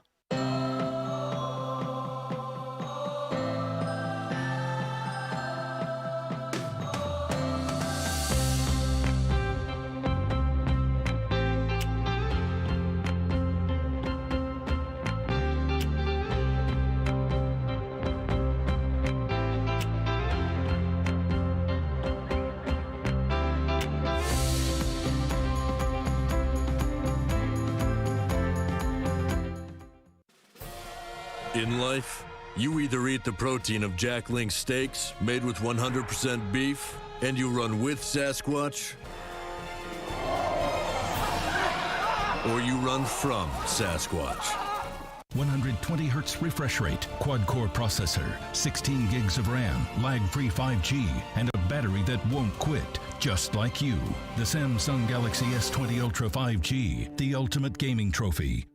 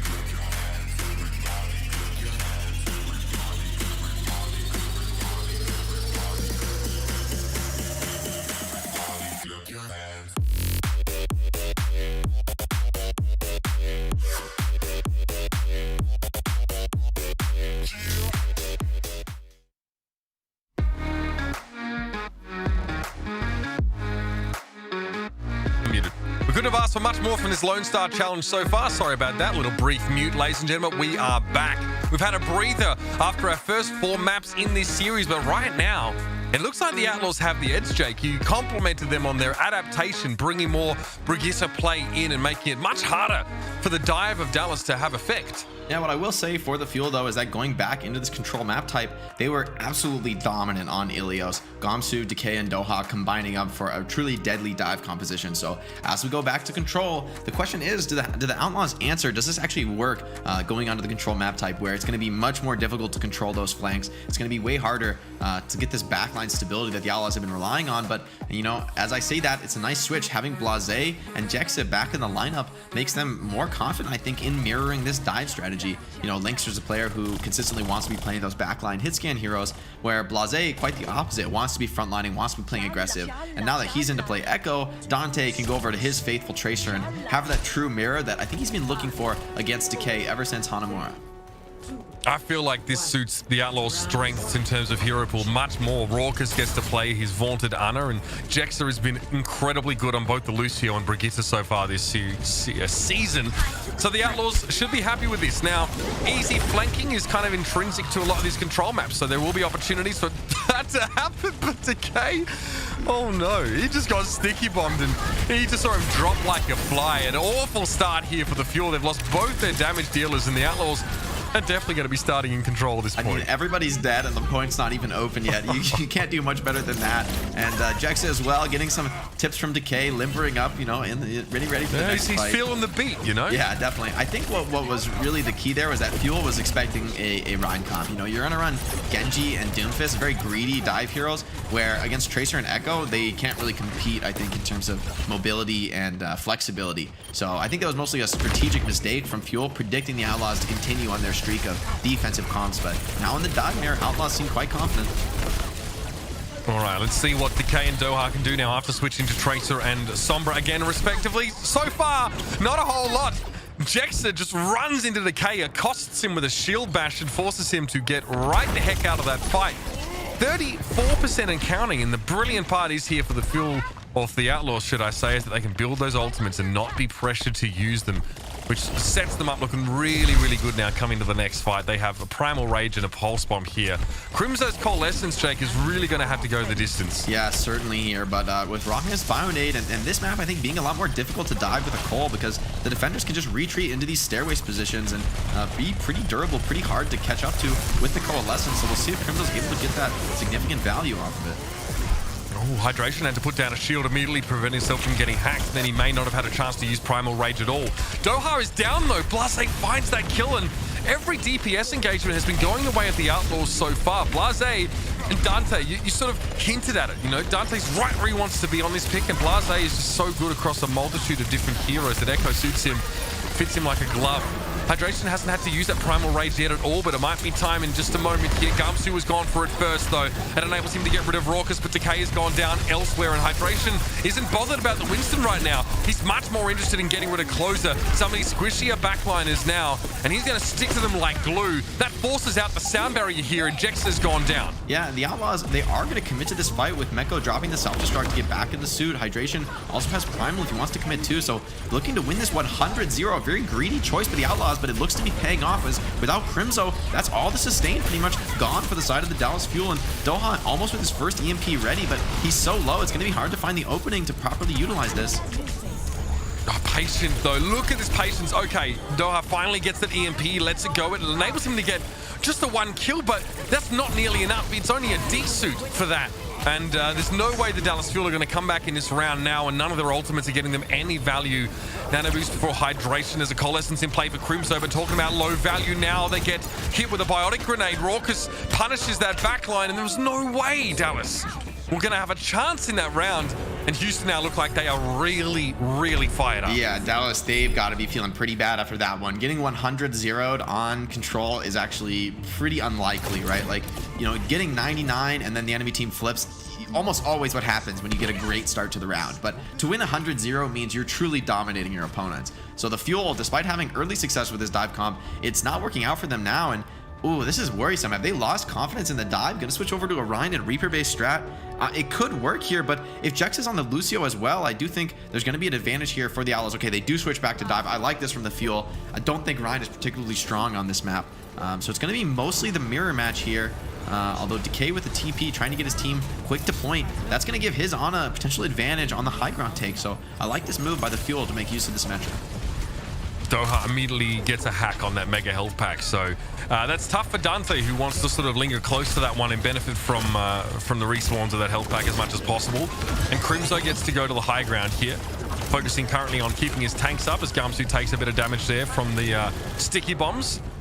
And Crimzo won't really be bothered too much now, so he's in a good spot. It's the rest of his team that really has to follow through. They're taking a ton of damage from the Outlaws, though. Decay gets healed up quickly. Note's a little bit low. Gamsu rolls on through after being given that biotic grenade, but Houston start with control of the point. Now Houston are happy to just drag this fight out as long as Dallas want to. Ideally, they want to win it, and that looks more and more likely now with Closer getting burst down by Blase. Oh, and getting control like that, Mitch, it's so deadly because now the Fuel, if they lose this fight, instead of just giving up the flip as they lose, they're going to be so far behind in terms of control percentage. You see it just ticking up and up. And Fuel, they're still trying to fight this one out, down a player. So, you know, electing to go kind of all in here, but we could see a repeat of the last round if the Outlaws are able to get control. And it looks like they are. I mean, Blase has no real contest in the sky dominating, and, you know, Crimzo not able to control the high ground any longer. It's a pretty awkward fight for the Fuel, and Outlaws are going to really reap a ton of rewards from this Jack, that looks so much worse for Dallas when they lose control of the point early and still commit to this really drawn-out fight, which, by the way, still going. They're still trying to push the point. Essentially, the Outlaws have gained control now, but Gamsu's able to roll through Dante, and that might be a short-lived stint on the point, but they've already got 50%. They already have enough of a lead now to be happy with that first fight. Dallas have banked some ultimates, though. Maybe an EMP from Doha could be good, but it's tough to catch a lot of people in them, as evidenced by that play. Doha will just settle for the front line, and that allows Note to burn hydration down. Yeah, it is going to be a flip of control here for Fuel. This is exactly what they needed to get back into the fight, and committing an EMP, that's to be expected, I would say. Now it's time for the Outlaws to see if they can get a retake. Doha's going to be over onto the Soldier 76, so it might be a bit awkward for him. Nano does come in from Crimzo, so Decay has his work cut out for him, but Meko to disrupt. Nano Tracer catches Raucus. Raucus tried to get away from the pulse bomb, but Ana's mobility is one of the lowest in the game, and there's really not much that he could have done. Jumped away, still got taken down, and Decay got that nano boost. It definitely helped his durability there. Not the conventional target for that ultimate, perhaps, but without a Winston in play, Dallas felt that was the best move, and they're up to 33% now.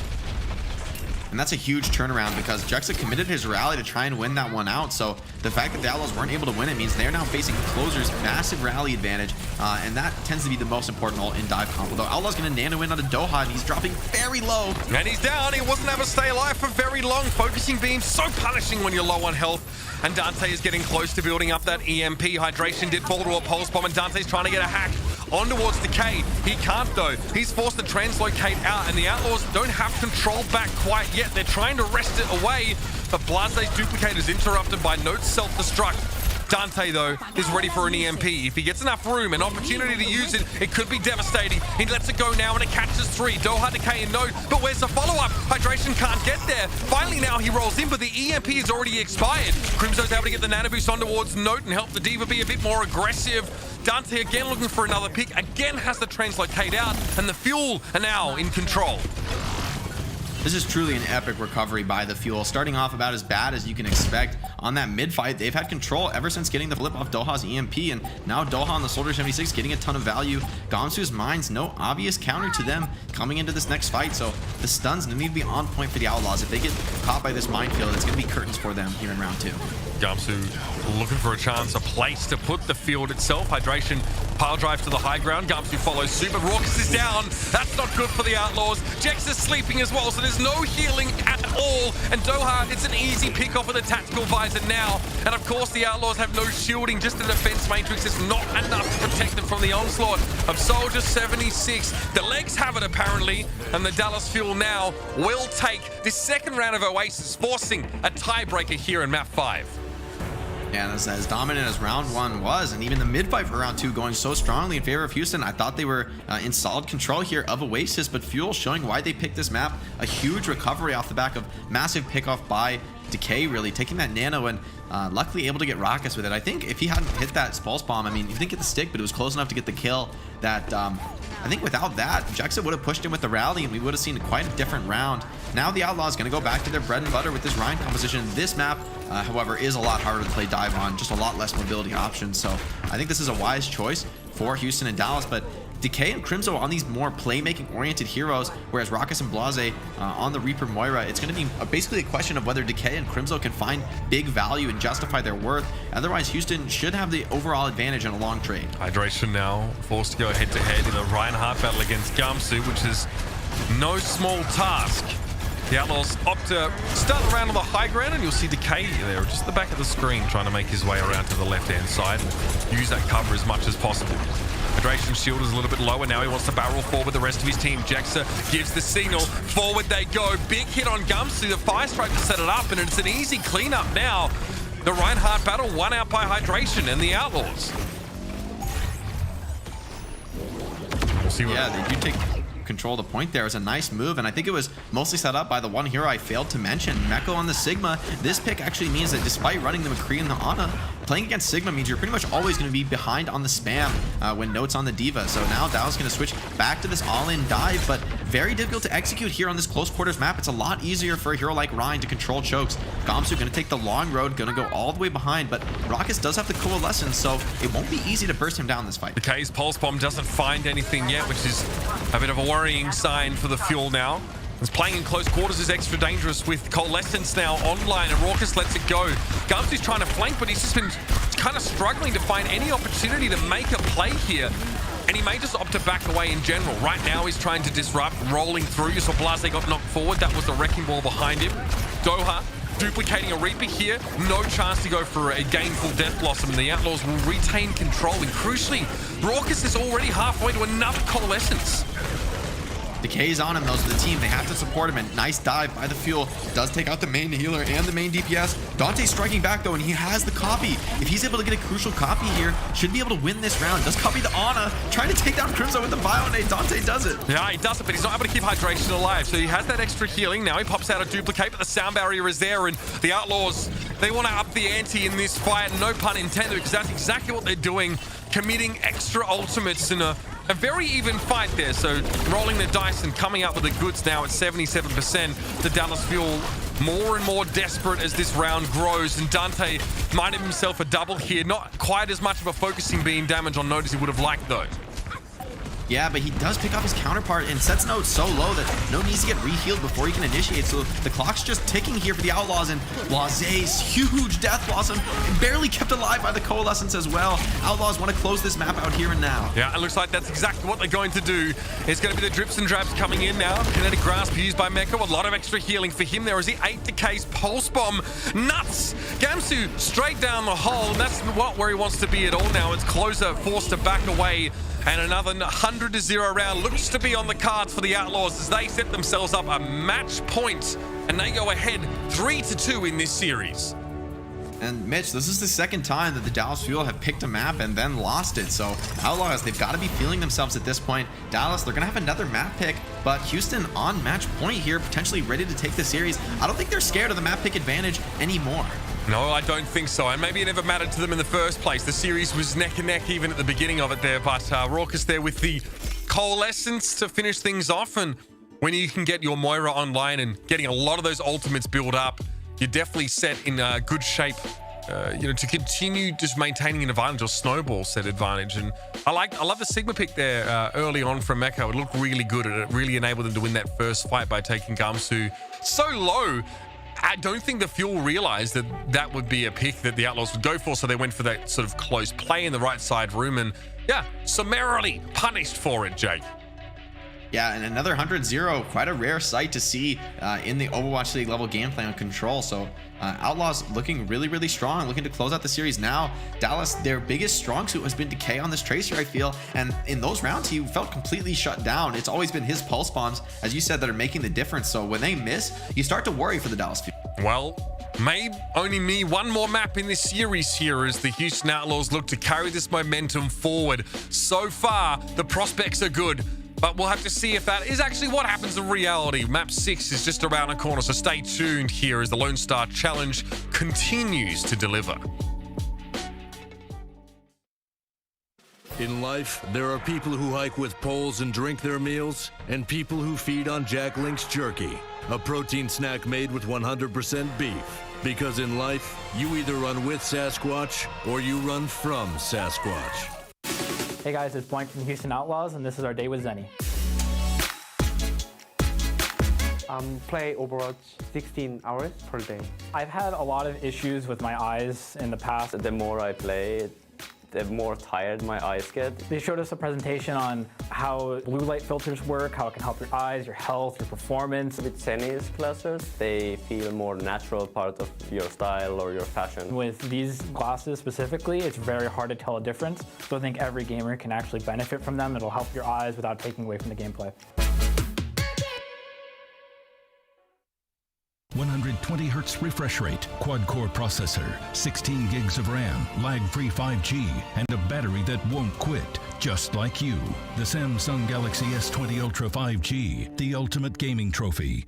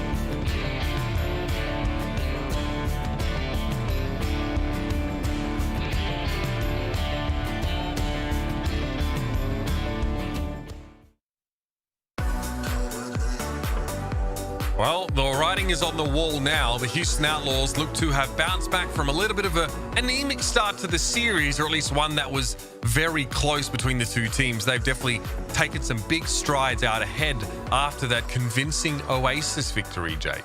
Yeah, Mitch, I would totally agree. I mean, Ilios, if we look back to that, it's the question is where have those teams gone? I mean, the Outlaws got completely dominated on our first map of the series, making it look like the Fuel's map picks were really going to play a big part in the series. But now on to Oasis, another Fuel map pick, just completely shut out by the Outlaws. I mean, they did take a round, but even that round felt more like Decay's hero play saved it for the Fuel rather than, you know, an overall team victory. So the Outlaws in strong position to potentially close out the series. We're going to go to another hybrid map. So the question is, you know, do the Fuel have the mental fortitude here? Blizzard World is going to be our 6th map of the series, presumably chosen by the Dallas Fuel. One in which they will seek to try and force a 7th and final map. I mean, it's insane that this series has gone as far as it has here, but these two teams have been locked in these kind of duels over the years, of course, over previous showdowns and also in the Overwatch League. So It's great that we get to see this rivalry revived once more and with such a close result. Both teams are at their best right now, and that's exactly where we want to see them tested. So Blizzard World will see Dallas Fuel start on defense. They're going to be playing that Orisa Sigma composition. A lot of concessions to sort of dive here, Jake, with the Brig, the Ana, of course, mixed in there with Orisa. Yeah, the Brig is going to give a lot of power to Doha in terms of taking those armor packs into the duel with Dante, but the BAP Zen for the Outlaws is going to give them a big edge in the shield trade. So the defenders, I think, are going to have to be the ones actually getting aggressive, which is not exactly the scenario you want to be in on defense. You want to be able to hold that ground, but you can see how quickly their shields are falling to that added pressure from Raucus and Repel. Yeah, you called it a greedy composition on Rialto, but here when Dallas Fuel are really trying to batten the hatches as much as they can, it gives the Outlaws just the edge in damage trades and means that those Dallas Fuel shields don't last nearly as long as Houston's. Let's see if it works though. Raucus takes a big hit and has to sort of break line of sight for a moment now, and that's a nice little Pulse Accretion combo that forces Node immediately into a kinetic grasp, and Gumsu's a little bit low. He needs to be healed up, and Crimzo trying to do just that. Goes for a nano boost, and that may have just been to get the bulk burst healing onto the Orisa as Gamsu was getting low. It's a big nade onto Raucus though, but the kills are still coming in for the Outlaws. They're doing a great job with their shield, protecting those low HP supports. Nice work by Hydration and Meko, and here we see the damage advantage really coming to bear. You know, as soon as Note has to use that kinetic grasp, he falls so far behind in the damage trade because although you're protecting yourself with a kinetic grasp, you're not continuing to put out damage, you're not farming your ultimate, and that's why we see Crimzo make the switch over to the Zen, closer to the BAP. They're gonna mirror, but now they're behind on the ultimates, and Houston just have to keep the snowball rolling. I mean, it never feels good, right? Having to copy the enemy composition, but one fight late and one fight behind in terms of ultimate generation. It always sort of puts you a little bit further behind in the immediate future, but Doha makes a daring rush and is able to beam Dante down, but closer is missing. It's just as Zenyatta for Crimzo in terms of healing right now, and if the Outlaws can continue to output the damage, those healing resources will be sorely tested. Okay, well, Raucus going to get thrown down as Doha gets a copy on a Sigma there and able to get the Gravitic Flux very quickly.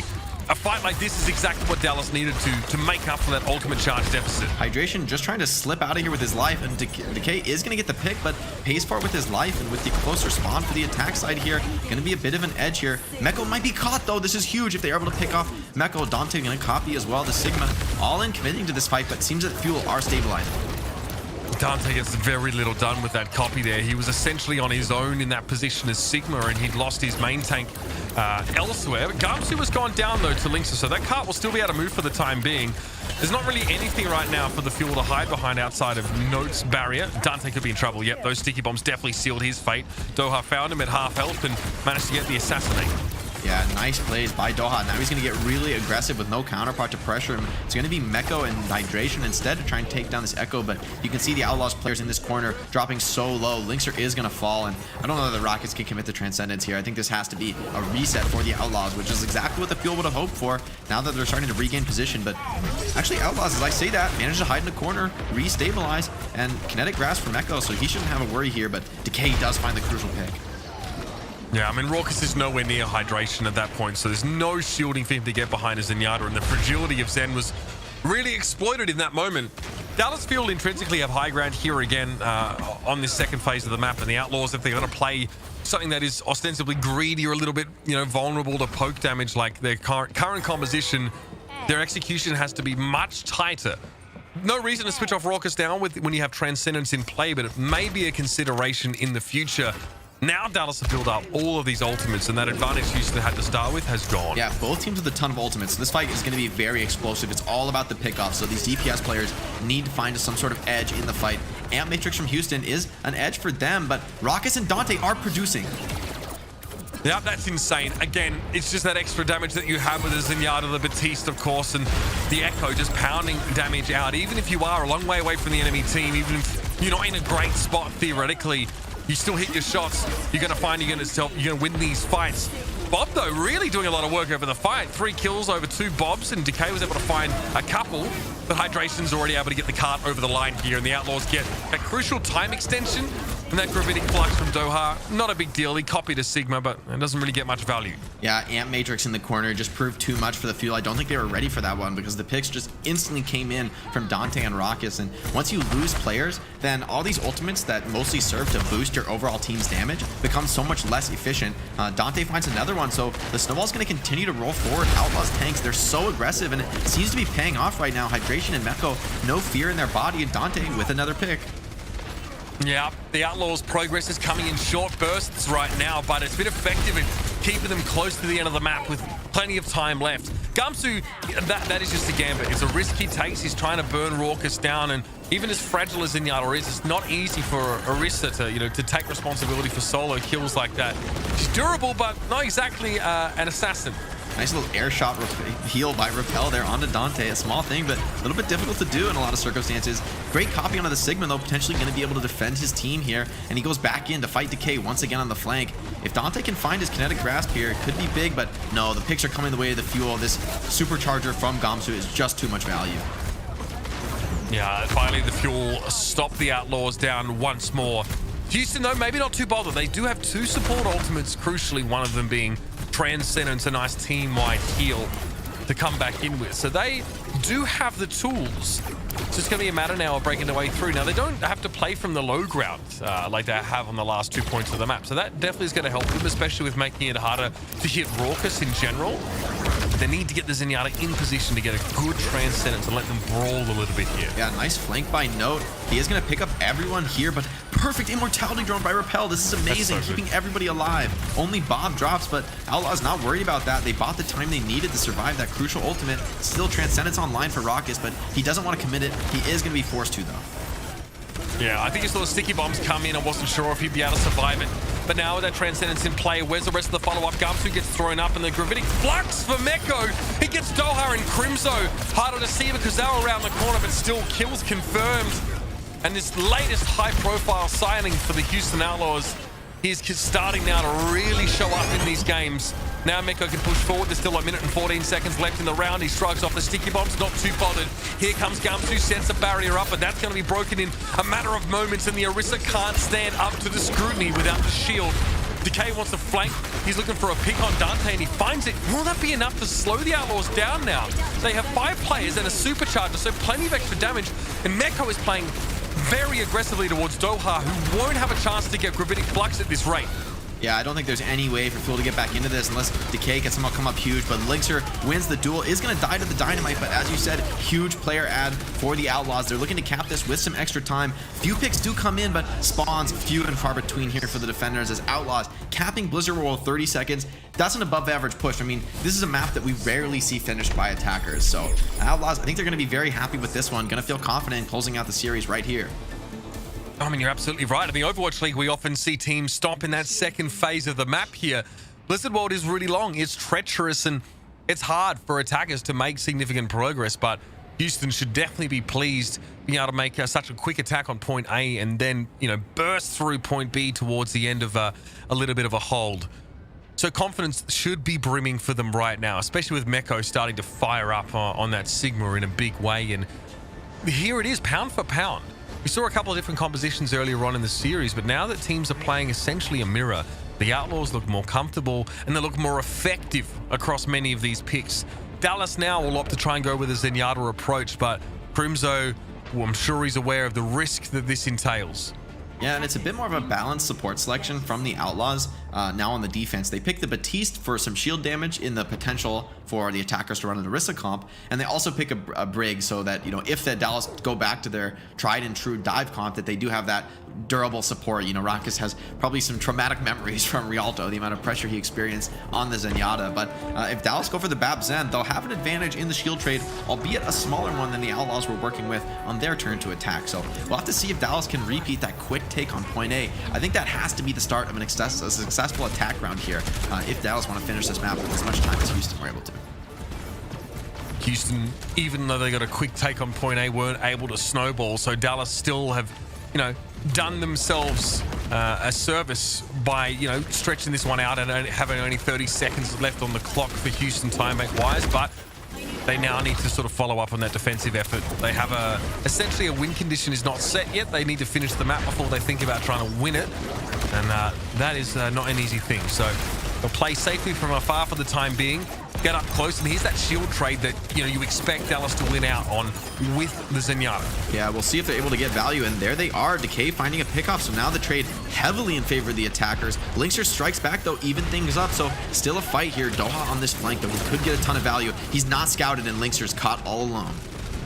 Yeah, and that's all you need. Your combo can actually burn down even the largest of targets in a matter of seconds if you can get the drop on people. Repel going very low there to those sticky bombs, and the Outlaws are in a tough spot. They get note at least. Repel is down, so it's just repair pack healing. But Dante's returned to the fight. Meko buys a lot of time and has a lot of people sort of turning their attention towards him.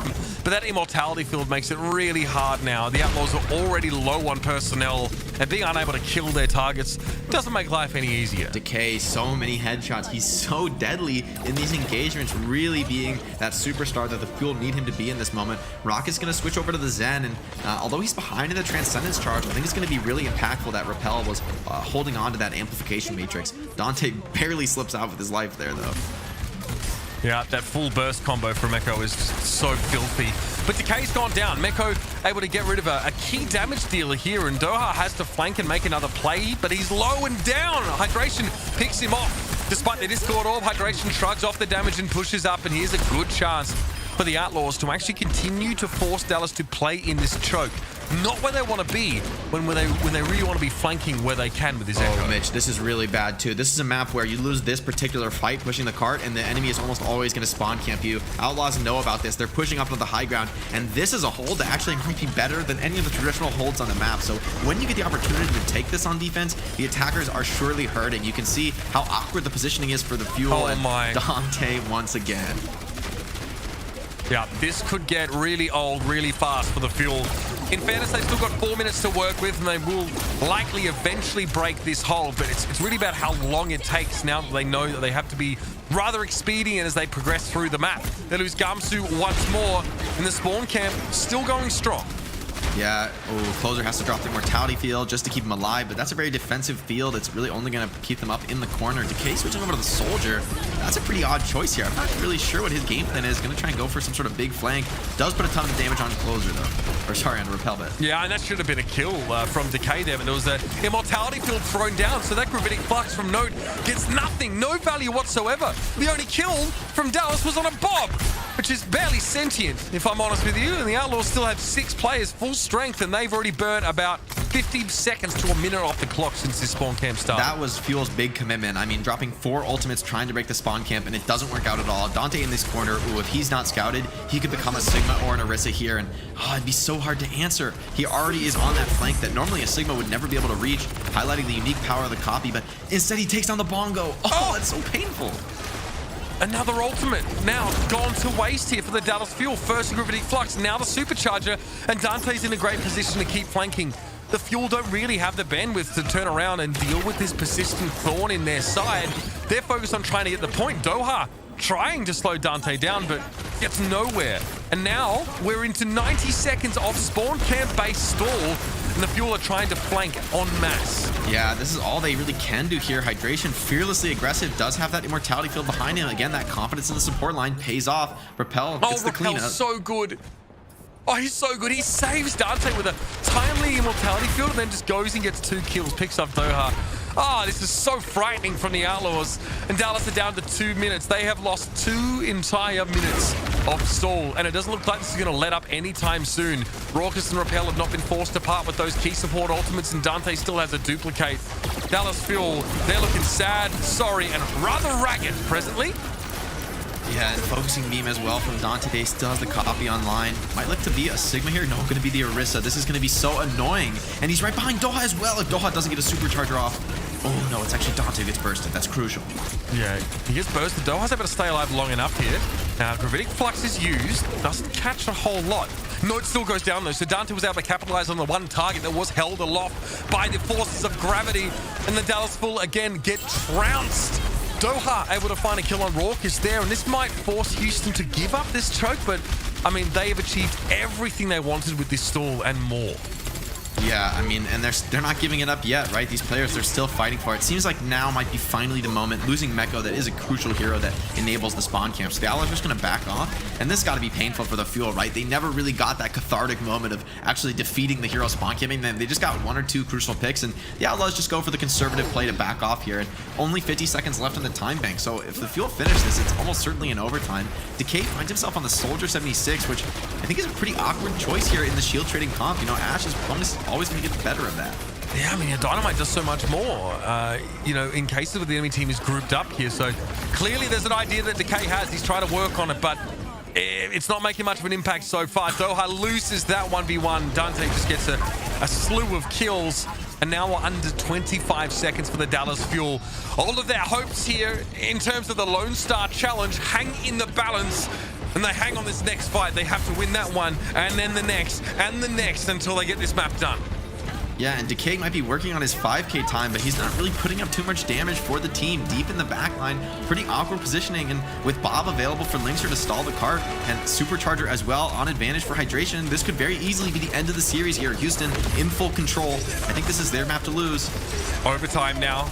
Amplification Matrix used by the Fuel here to try and get through, but it's no good. Decay's gone down.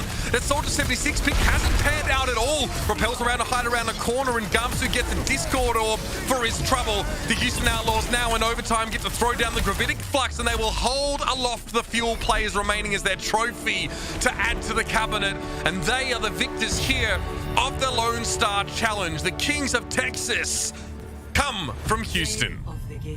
What a comeback here, Mitch. Despite going down 3-1 in our challenge series, Houston fight back through the map pick advantage, able to secure Blizzard World here. Really impressive performance by them, and that spawn camp was just almost painful to watch. You know, I'm as biased towards Houston as anyone possibly could be, but I gotta say, getting spawn camp like that is so painful. I was feeling for the Fuel in that moment. Yeah, it was tough to break. They couldn't flank the Outlaws at all. It was such a powerful position, and sort of as soon as you pointed out how scary that could be for Dallas, that was when Houston sort of kicked into gear, winning a fight there at the choke, and just a small moment of carelessness for the Dallas Fuel after they just managed to win. They just managed to get the cart rolling. But I think, Jake, as we look back now, you know, this is a series played without hero pools. This will also be mirroring the scenario at the end of the Overwatch League May Melee, right? The tournament's going right now. So things look very good for Houston. They have a composition they feel very comfortable with. Dallas, you know, in theory, we're looking like one of the top teams in the region right now, and the Outlaws are actually close towards the bottom of the standings as far as this month has gone. But we might see those results completely subverted now, now that we have crowned our champions of Texas heading into the end of the Overwatch League month. Yeah, I definitely agree. Dallas, they're hurting at this moment. And, you know, for the Houston Outlaws, great looks from them. We saw tons of different roster looks. We saw Raucus and Repel. We saw Jexa and Repel, Raucus and Jexa. So we saw tons of different support looks. We saw Muma and Hydration sharing time on the main tank role, both of whom look good. And then as well, the DPS not seeming versatile as well, which is something we expected from the Outlaws. But I think the other two categories were a big surprise to me. So the fact that Outlaws have been able to utilize this larger roster, that's something that we've only really seen from the very best teams in the Overwatch League thus far. Whereas Fuel were just confident in their 6, but didn't really work out for them this series. Outlaws take it home very convincingly and felt like they had all the momentum in the world going into that last map. Yeah, bottom line is, if you're a fan of Texas Overwatch League teams, then you have a reason to be optimistic either way. But even more so, if you're a fan of the Houston Outlaws, our victors today. I want to take this opportunity as well to give a huge thank you to our sponsor Samsung for making this Lone Star Challenge possible. Thank you for partnering along with this initiative and helping to shine a light on some of this fantastic talent out of Texas's Overwatch League teams. It's always a pleasure here to jump in and cast them as they go head to head. We get to put them through their paces in a very specific way. And there really can be no doubt now after this that we have emerged with a guaranteed and true victor in the Outlaws. So big shout out to the Houston organization who, you know, honestly, times have been a little bit tough for them, very up and down, and had to form essentially the core of a new team coming into this year. But a lot of those investments, those trades have paid off for them, and the future is looking quite bright for them, Jake. Any closing remarks you wanted to make here before we wrap up here?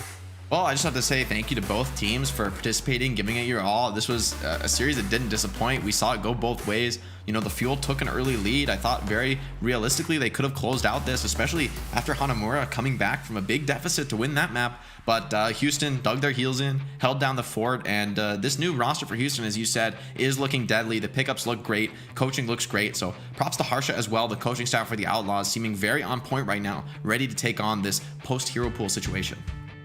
Now, very quickly, if you are a local to the Texas region and you've either interested in or have been watching the docuseries that's running parallel to this event on TV, well, you should be tuning in, of course, if you're in Dallas to WFAA 8 or KHOU 11 in Houston at noon on Saturday, fittingly enough, of course, for the final episode of the docuseries on the Lone Star Challenge. Get a behind-the-scenes look at how these teams have gone through this process, this rigorous testing of a multitude of different tasks, and get some insights, some interviews from the players, bonus content, and really helping the immersion with this whole process. So quite impressive stuff here from both of our Texas teams, but ultimately it is the Houston Outlaws that triumph. 3 whole weeks we played these matches over here. Been an absolute pleasure to be here. Of course, my name is Mitch Leslie with Jake Lyon, of course, formerly of the Houston Outlaws. What a great chance to get to see some of our best teams in the Overwatch League go head-to-head over these last few weeks. And whether a Houston Outlaws or a Dallas Fuel fan, you should feel confident about the future for these two teams in the Overwatch League. Texas is rising. Stay tuned for more, of course, from these two rosters, and thank you for watching.